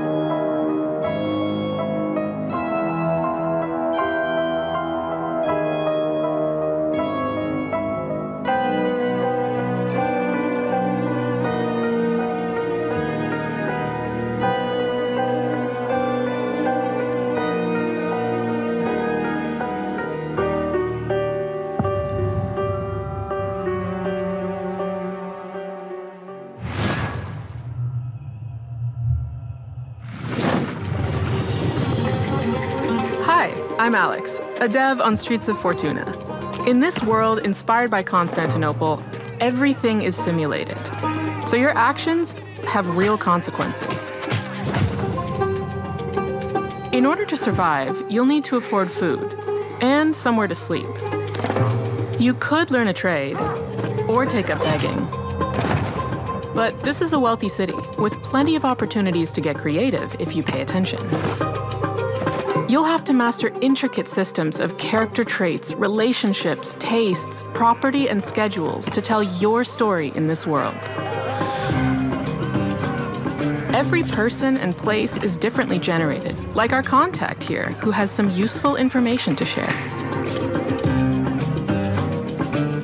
You'll need to improvise as you go, whether you're trying to make friends, start a religion, plan a heist, escape the guards, or take down the Overlord.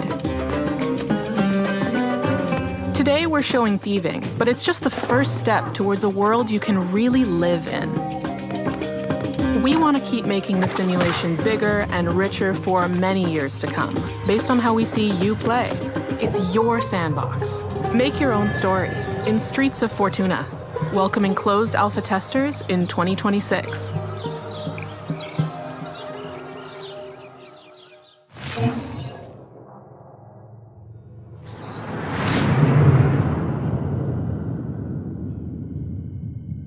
Incoming call from Midas. On screen? Would it kill you to say please? Sorry. Please? Hey Frankie, I thought I'll come up there and check out your spaceship. Should I get a spooba? That's what they call a space Uber, spooba. It's a terrible name. No need for a spooba. I've got a teleporter. Beam me up, Scotty. No, it's me, Frankie Ward, from the PC Gaming Show Most Wanted. Yeah, I was making a joke, you know, Scotty from Star Trek? Who from what? How did she become a spaceship commander? And done. Welcome aboard. I'm still down here on the ring world. What happened? See, the teleporter is subscription-based and I don't want to pay $19.99 a month, so I'm using the 7-day free trial, which only lets me teleport 1% of your body mass at a time, so only your hand came up. You do see the problem, right? Yeah, it's going to take like an hour to get all of you up here. And it will literally kill me? Right. You're saying you don't want that? Just beam my hand back onto my arm, okay? Aye, Scooty from Startron, right? No, you're Scooty. I mean Scotty, and it's Star Trek. And please hurry. It's hard for me to convey the degree of comical irritation with only one hand to gesture. Unfortunately, to re-teleport your hand down there, we've got to watch this 30-second unskippable ad. Frankie!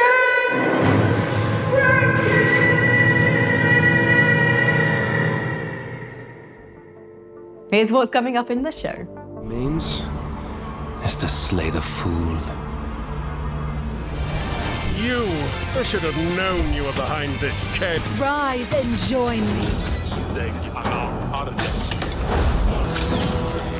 Next on our most wanted list is the fourth game in our favourite long-running RTS series.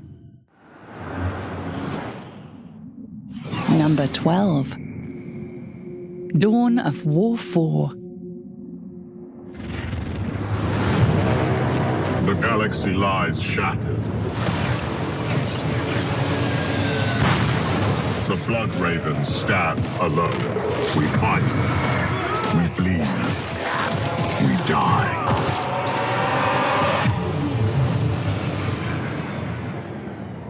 For centuries, we have been sworn to defend Kronos. We have returned to find a world in ruin. Orc warlords infest the surface. Mechanicus priests pursue knowledge long forgotten. Ancient horrors awaken, claiming dominion over all. And something still stirs below.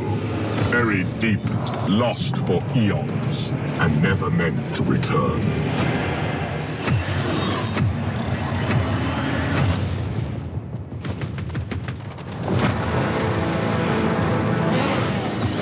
We stand defiant. Kronos must not fall. And we are not alone.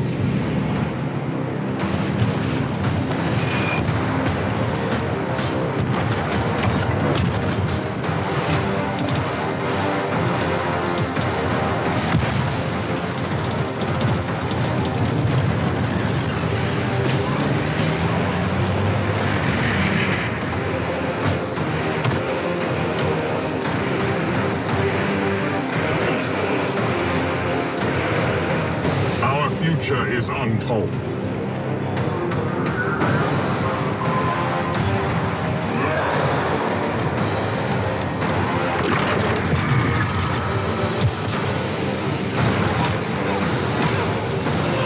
Only one thing is certain.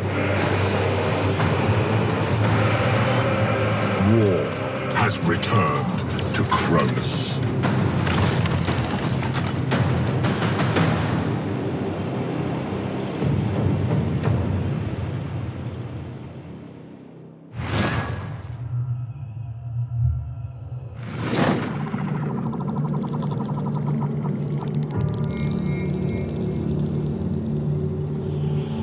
The eye has opened, the sleeper awoken.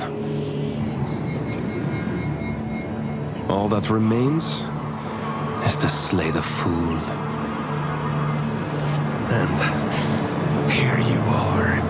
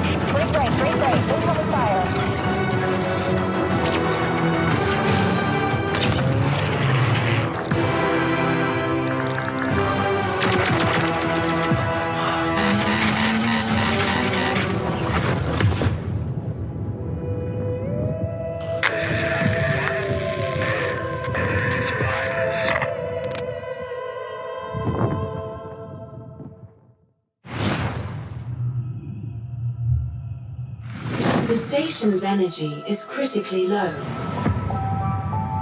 The crew is unresponsive. Please contact headquarters. I don't know how long I've been trapped here. Days? Months?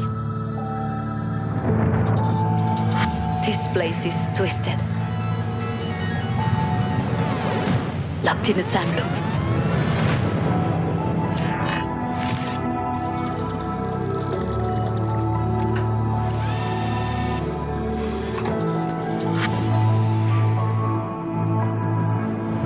We were meant to find answers.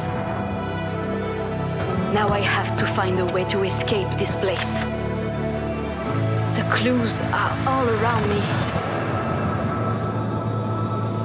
My mind is the key. Frankie, report to the medbay. On my way.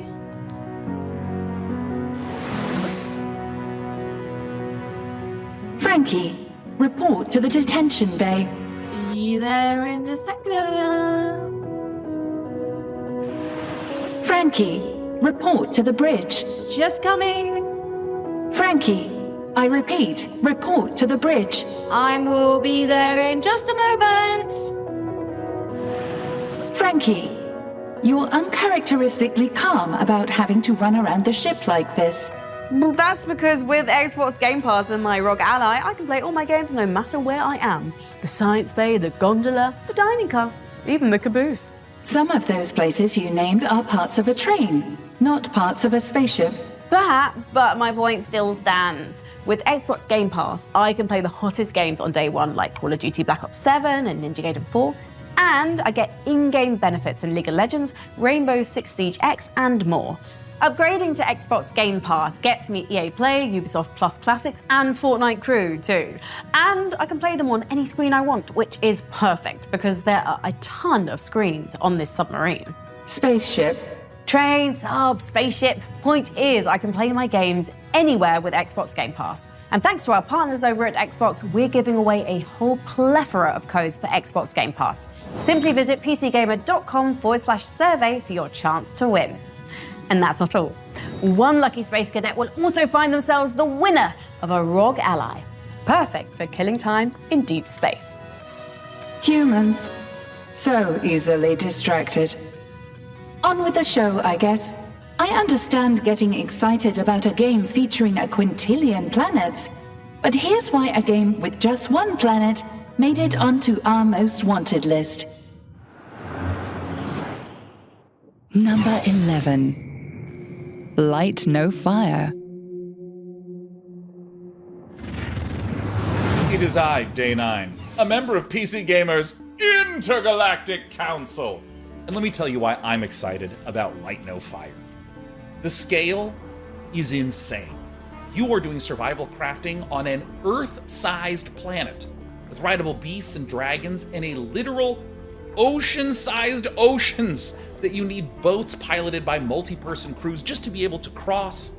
And it's with this sort of scope and scale that immediately I start to get a little nervous. What developer would I trust to deliver on these kinds of promises? Well, the developer is Hello Games, the same folks that released No Man's Sky in 2016 and then delivered 40 major updates for free. And it's that kind of dedication that gets me excited and confident that Light No Fire will be on a whole new level.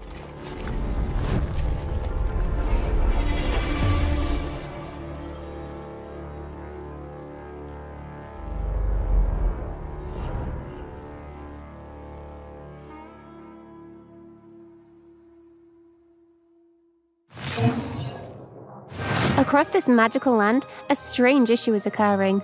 Everyone has vanished.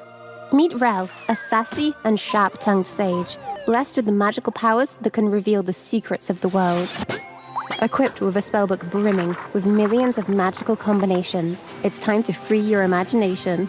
Need to cross an electrified lagoon, or just smash straight through a puzzle? There's a spell for that, and likely a dozen more. Need to hold down a button? Duplicate yourself and turn into a puddle. Each spell rewards endless curiosity and creativity. Feeling lonely? Use a life spell on this rock, and now it's your new best friend. Each spell reveals new discoveries and limitless horizons. Your journey's only just begun in Rel, Warped Worlds and Troubled Times.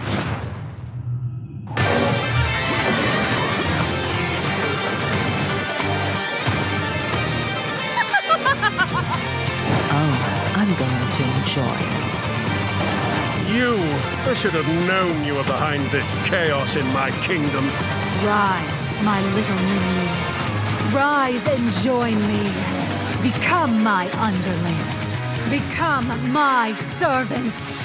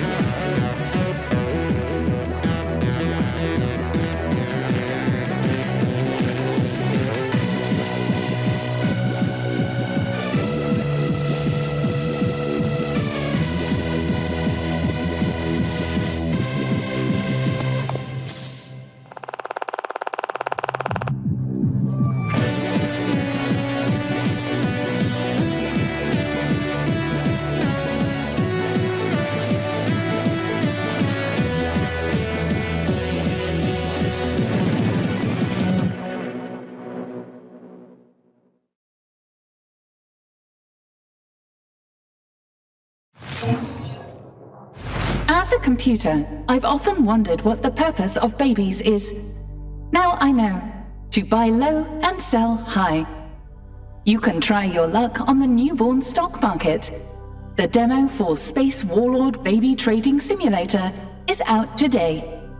Before we get to the top 10 most wanted, Here's a trip down memory bank lane.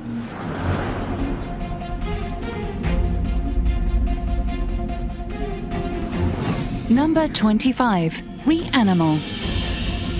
Number 24, Grave Seasons. Number 23, Lego Batman Legacy of the Dark Knight. Number 22, Clockwork Revolution. Number 21, Recur. Number 20, PVKK. Number 19, Deep Rock Galactic Rogue Core. Number 18, Thick as Thieves. Number 17, Clive Barker's Hellraiser. Number 16, Marvel's Blade. Number 15, Marvel Talk-On, Fighting Souls. Number 14, Armor 4. Number 13, Star Wars Zero Company. Number 12, Dawn of War 4. Number 11, Light No Fire.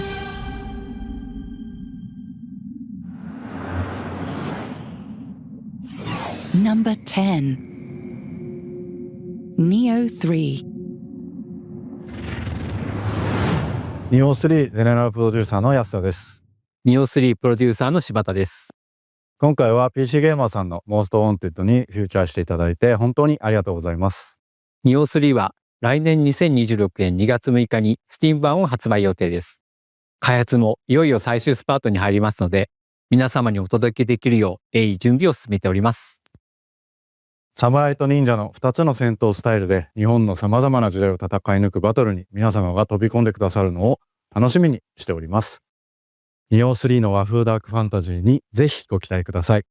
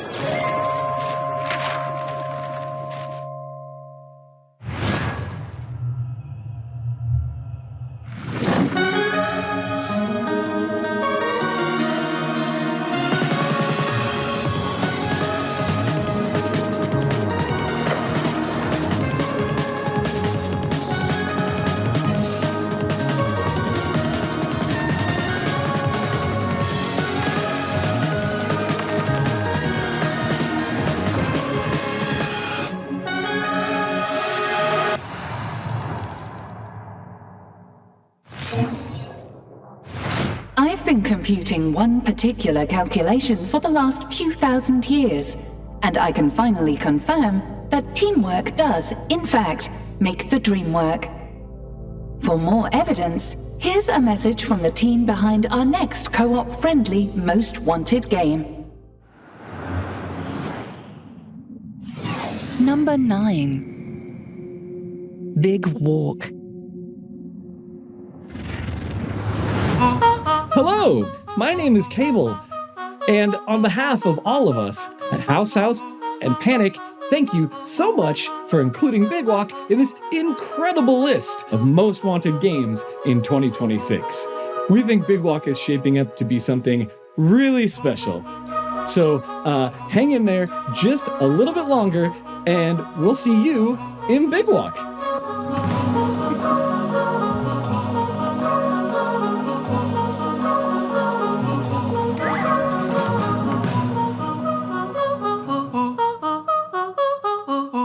And I'm going to take this thing off my head now. Number 8. Onimusha, Way of the Sword. 皆さんこんにちは。鬼武者ウェイオブザソードプロデューサーの門脇です。今回は PC ゲーミング賞モーストウォンテッドタイトルに選出いただき誠にありがとうございます。本作は1600年代の京都を舞台に主人公の宮本武蔵が異形玄魔と戦う剣撃アクションゲームです。こだわりのアクションに加え魅力的なキャラクターたちが登場するストーリーにもご期待ください。来年以降も多くの方にプレイいただける機会を用意できればと考えています。今後とも鬼武者をよろしくお願いいたします。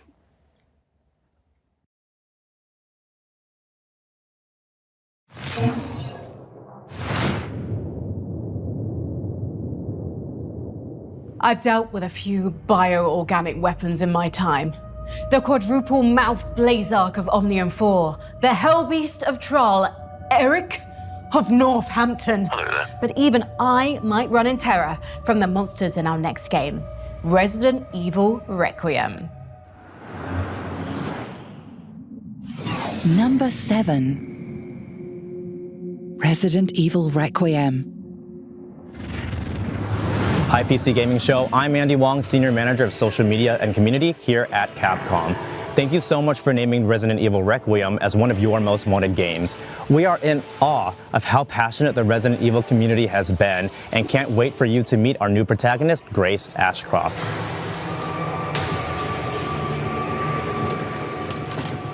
In the meantime, I'd like to invite you to watch the Resident Evil Showcase happening early next year, where we'll do a deep dive on Resident Evil Requiem and share some of the horrors that will await you. Mark your calendars. You can pre-order now on PC via Steam and Epic Game Store, PlayStation 5, Xbox Series X and S, and Nintendo Switch 2. From all of us here at Capcom, thank you so much, and we can't wait to see you back in Raccoon City, where it all began.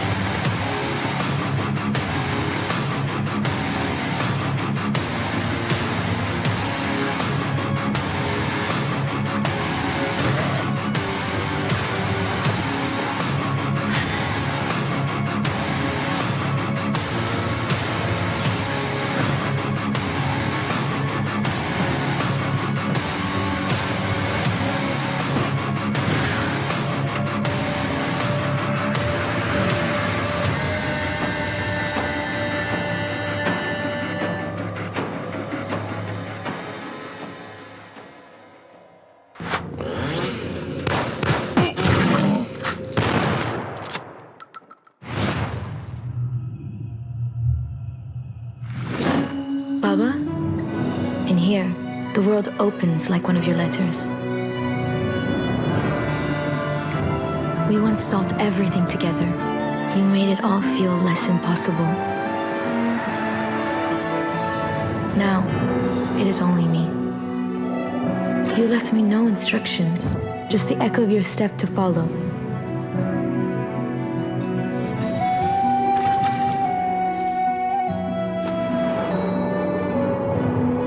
There's a door. Behind it, the silence is almost your voice.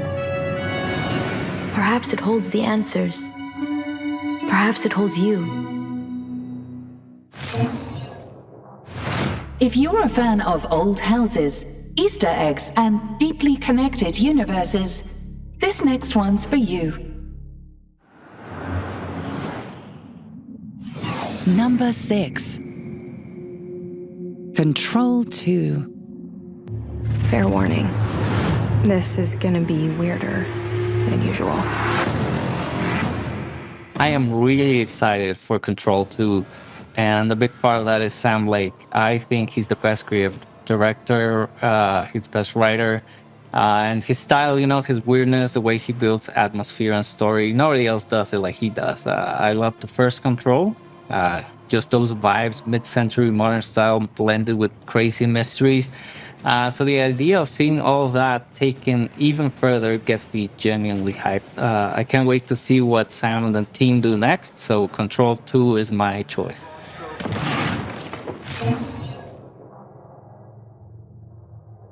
Next up on our list is an action thriller from developers Liquid Swords. Dive into a crime-ridden underworld in Samson, where violence pays the rent.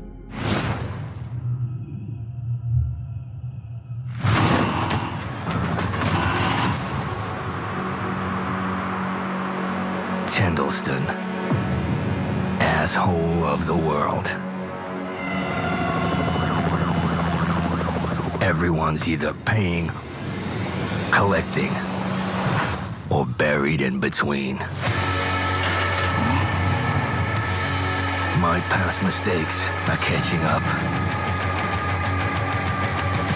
In this city, desperation's the currency. You can't outrun debt. You can't freeze interest. You can curl up and die in the street. Or you can fight the fuck back.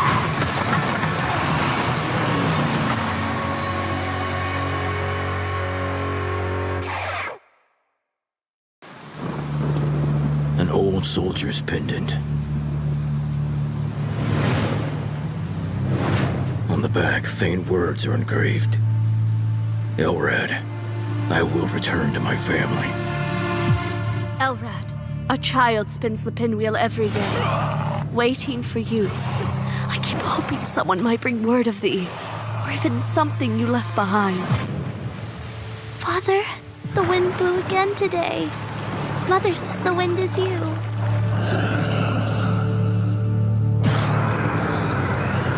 Though the steps never returned, their waiting became the wind that circles the hill. Only the pinwheel remembers the love of a family.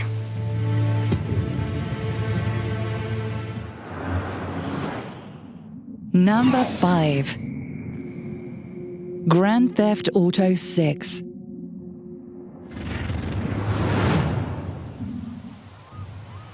Grand Theft Auto 6. Where to start? It's a game that's been in development for over a decade. Just that fact alone is wild. Hands above your head, now! You stay! But couple that with it being perhaps the most anticipated game or even entertainment product ever, and that's putting a fair amount of pressure on Rockstar. So much so that it's been delayed twice now. But 2026 is currently the year of GTA 6. Not on PC, of course. There's a slightly unannounced longer wait for that version. But when it does arrive, it has the potential to change the landscape of gaming for another 10 years or more. Incredible then that we know next to nothing about the game itself. 2 trailers totaling about 4 minutes and around 70 screenshots have shown us a modern day Vice City and a host of characters that our leads, Jason and Lucia, will be interacting with in the biggest and most detailed GTA map Rockstar has ever created. I am so ready to jump into the world and can't wait to see more of it in the lead up to release. Hey, if you got friends, can you hook me up, please?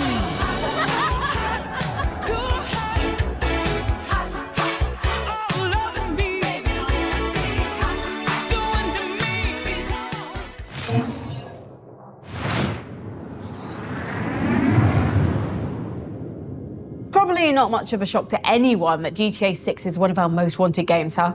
And maybe the reason they haven't announced a PC release date is because they're planning to launch it on PC before consoles this time?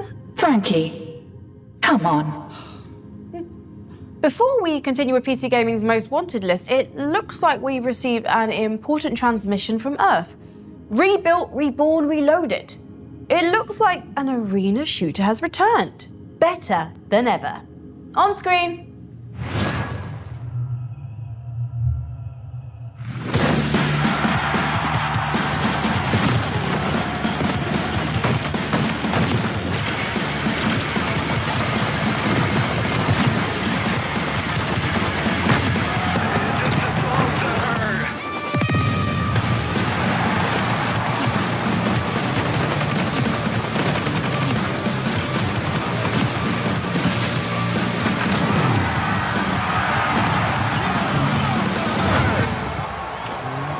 Hey everyone, I'm Josh Watson, Design Director at 1047 Games, and I'm excited to finally announce that Splitgate is back. Since entering beta in May, we've heard the community loud and clear. We've been hard at work rebuilding the game from the ground up, taking the best of Splitgate 1 and Splitgate 2, removing what didn't work and refining what did. I'm stoked to share that Splitgate Arena Reloaded launches free to play December 17th on PC, PlayStation, and Xbox. Splitgate has always been a love letter to the arena shooters we grew up playing. Unreal Tournament, Quake, Halo, games that defined what made the genre special. With Arena Reloaded, our goal is to introduce that feeling to a whole new generation. We've done this by streamlining the core experience, deepening progression, and expanding what the game has to offer. We've removed factions and abilities, and focused on gunplay, portals, and above all else, fun. Just like those old LAN days. We've added player stats, leaderboards, a career system, and even overhauled our competitive experience for those who love to climb the ranks. Plus, we've got 5 new maps, 4 new weapons, new modes, and a whole lot more. We've got a lot to share in the coming weeks, so stay tuned to our channels for more updates. From the entire team here at 1047, see you in the arena, December 17th.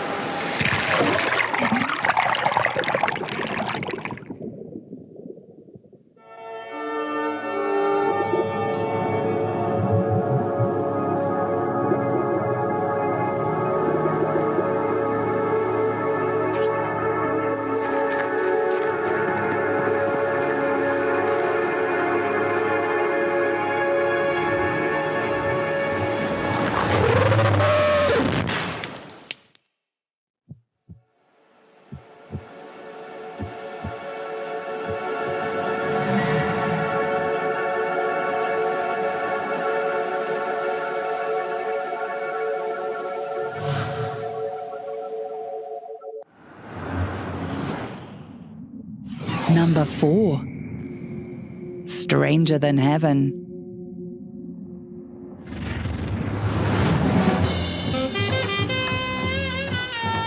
Hey, how you doing? Dave Newblood here. We make that there Fallen Aces, so we know a thing or two about gangsters. And let me tell you, this Stranger Than Heaven, oh baby, the only thing better than Yakuza is Yakuza with goons, if you know what I mean. Anyway, we've seen Sotenbori a lot of different ways, but I don't think we've ever seen it like this. If you know RGG, you know this game's gonna have action. It's gonna have drama. You'll laugh, you'll cry, you'll get a little bit of this, a little bit of that.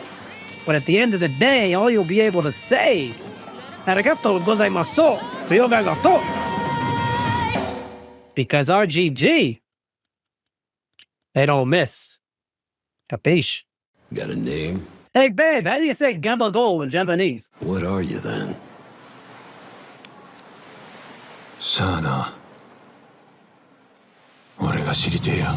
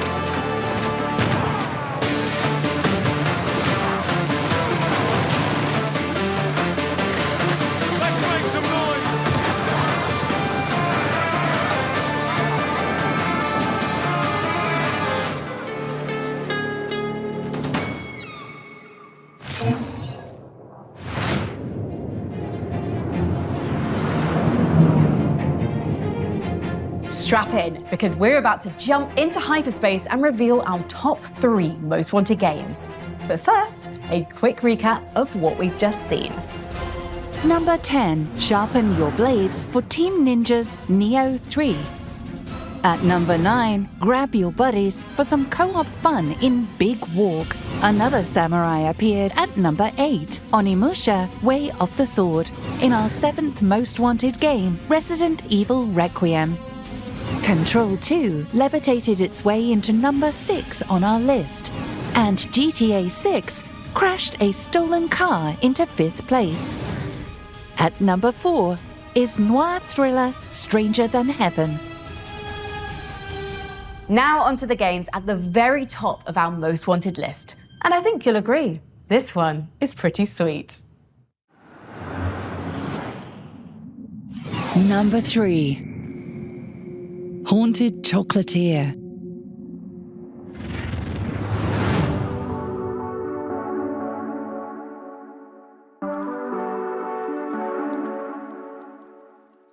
As someone who works in games, I know that good things, they come to those who wait. But that doesn't stop me from being so excited and putting the Haunted Chocolatier really high on my most wanted list. The idea that everything that we love about Stardew Valley will be there, but with an added spooky, ghostly, paranormal twist, you could say that it really, really appeals to my horror sensibilities. But, you know, no rush. Kind of.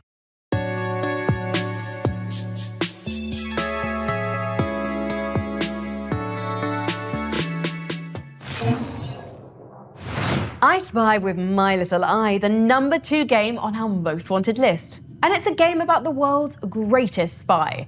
Let's open our top secret file on 007 First Light. Number 2, 007 First Light. I'm not loving the odds. No, I've had worse. Well, in that case. Well, what are we waiting for? No sign of 009. We need to inform M. No time. I'm going after him. Make him call off the attack. Are you out of your mind? I'll be careful. He'd bin the phone. Go to the security room, first floor. And you are? Rob Minkley. He's with me. Come on, Moneypenny. If I lose the trail, we'll never know who they're working for. Oi, you lads got a faulty coffee machine? I hope I'm not interrupting anything. You're not. Damien, meet. Bond. James Bond. 009 slips through our fingers, we're the last line of defense.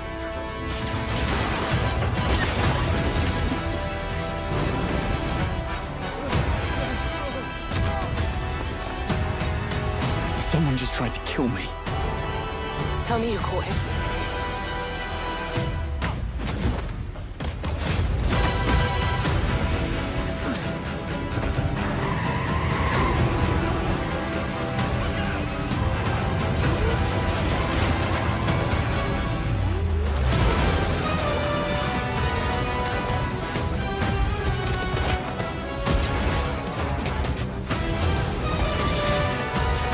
Any sage advice?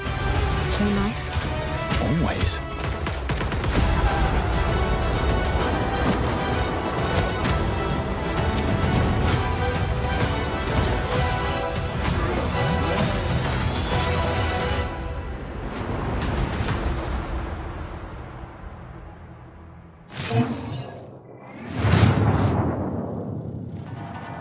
Danger. The emergency destruct system is now activated. What? Why? Did I say emergency destruct? I meant our most wanted game. And I didn't mean danger, I meant good news. You're a very weird ship. But yes, we've blasted through 24 games and we've only got one left on our most wanted list. It's the one our wise council of developers, content creators, and critics have agreed is the most wanted in the sheer galaxy of games headed our way. I hope you're feeling as inspired as we are because we're putting all our cards on the table. And now for our number one most wanted game. Slay the Spire 2.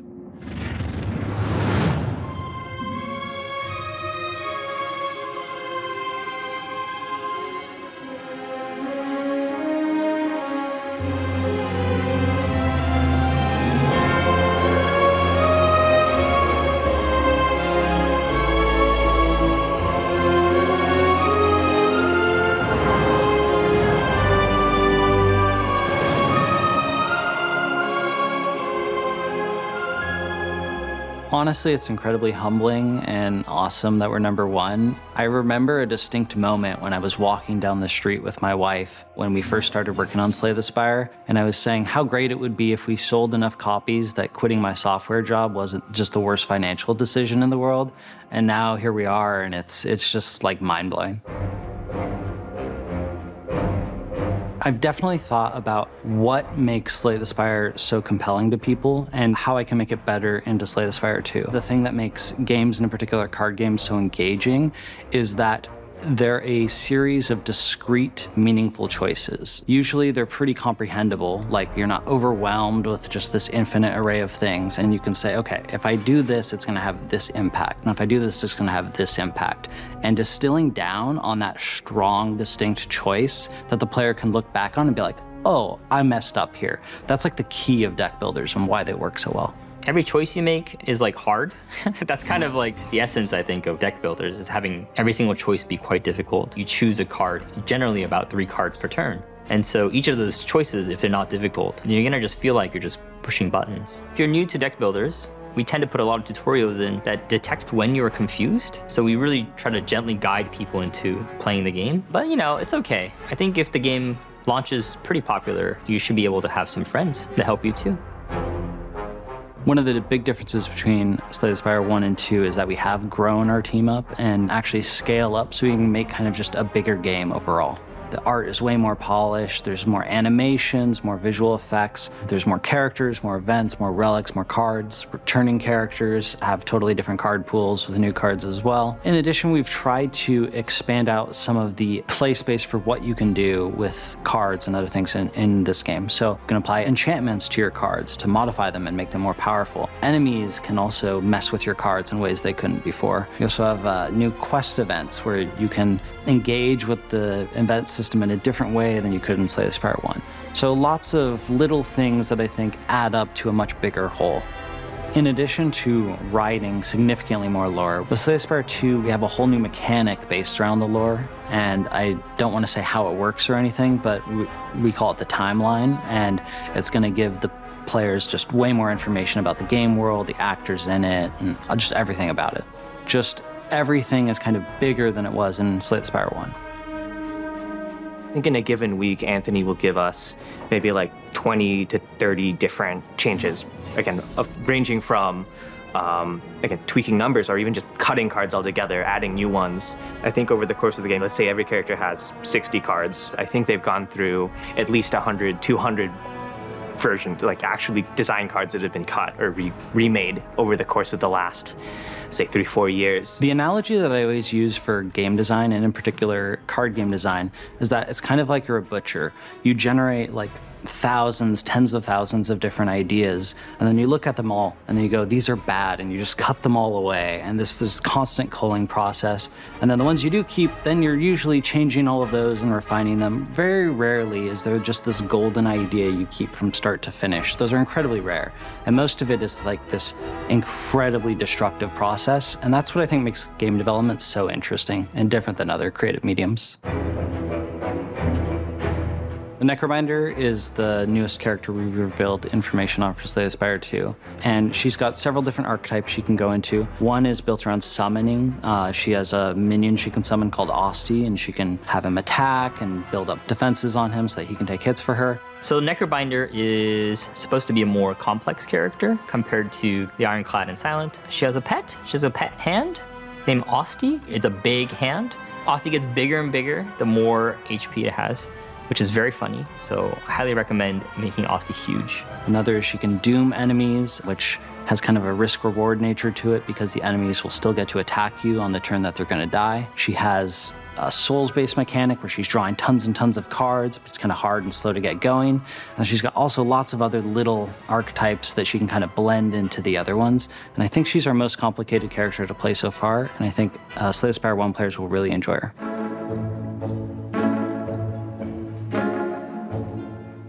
When we're describing sort of the aesthetic of Slay the Spire and Slay the Spire 2, it really is, I don't know a better way to describe it except grimdark with whimsy in it. Like, you will kind of meet these really horrifying monsters or, like, you know, eldritch horrors in a way, and then you'll also do an event where there's like a goblin there wearing a suit that wants to spin a wheel with you. So I think it's a very unique balance of aesthetics in there that you're trying to, you know, make a serious fantasy world, but have some fun with it and have some weirdness injected into it. I'm not sure why, but I feel like our artists really enjoy making cute things or gross things. So there's a lot of oozy things and a lot of cute enemies, and that's okay, you know? I don't think Slay the Spire has to be gothic, blood flying everywhere, ripping hearts out. We are working on a sequel to a game that kind of has an established visual style that people, I think, really attach to. I think players attach to it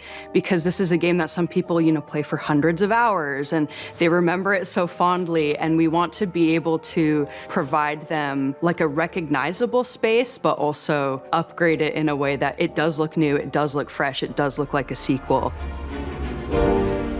I definitely had some hesitation with working on a sequel because oftentimes they don't hit as hard, or you're kind of like, why was a sequel made? To me, actually, that made it kind of interesting because trying to figure out new twists that you can do while still keeping kind of the same core formula or keeping the fans happy was actually an interesting question that I was kind of interested to dive into. I'm happy we're launching into early access. For Slay the Spire 1, early access was a huge boon. Like, we constantly pushed out updates. Our players loved it. That kind of direct feedback allows us to improve the game at an incredible speed. There are a lot of bosses already. There are a lot of enemies. There are a lot of events. Probably more than the first game, just on early access launch. Yeah, voted #1 is an honor and a surprise. I feel like Slay the Spire is the chicken noodle soup of video games. Like, it's not exciting, but I hope people like our soup. Slay the Spire 2 launches March 2026, wishlisted now on Steam.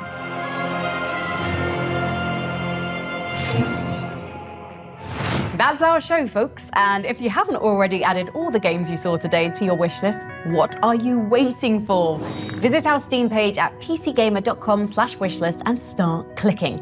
And huge thanks to our partners at Xbox for making our ROG Alley and Game Pass giveaways possible. You can still enter to win by visiting the link on screen. I'm going to head back to Earth at light speed, so I should be getting there just in time for our next PC gaming show in June. See you then. And now, engage.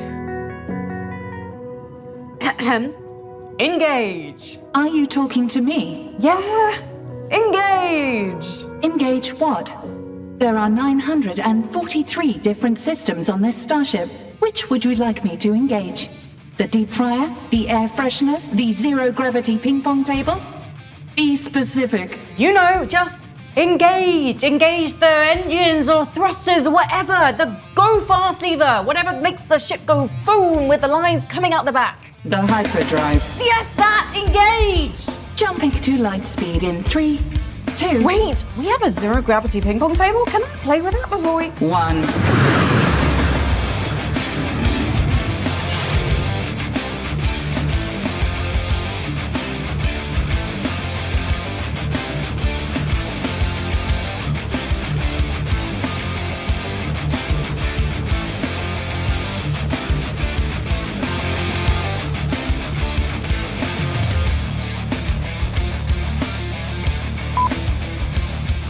Oh, we did so much silly stuff. It was great. Daxon, snapping space. It's going to the... Oh my god, ridiculous. All these spaceships always coming in. Would someone think of the owlfish? Next trailer, coming in hot like those trains. Top. Space Warlord Baby Trading Simulator is not a combination of words I ever anticipated saying out loud. Going to just blah, blah, blah, blah, blah, blah. Warp speed cap. You know, I wasn't always a spaceship. The human casualties. Hell, why can't I read words? Ah! Train, that damn train. Apologies, the one time the training of up, I did. Planets and verticals, planets around. All those children. And the puppies. Think of the puppies. Here, looks like an exclamation point. Once again, bloody train. I hope you're feeling as bollocks. Can we go back and do those at the beginning? At the beginning? At the end? That's how time works. The trains of Vauxhall Station. You can see the ring or at. Very weird ship. That's a very good train station. This is so silly. Trains. Kilometers across. Wow, that's a lot of air. And again, whew. Perfect, because they're 8. 8. To swing my broad spot. And steam trains. Xbox, we're giving it. Go, go, go. A 4th train. See, the train kind of adds to it, you know. Frankie has been screaming like a train. By 9 Oxygen. Why am I listening to myself when you should be listening to me explaining things to you? Is that wrong? When you should be listening to me, I keep up. When you should be listening to me explain things to you. I am saying it right. So why the am I keep stopping? I'm having a moment of quiet reflection. It's been a very busy day. Have it.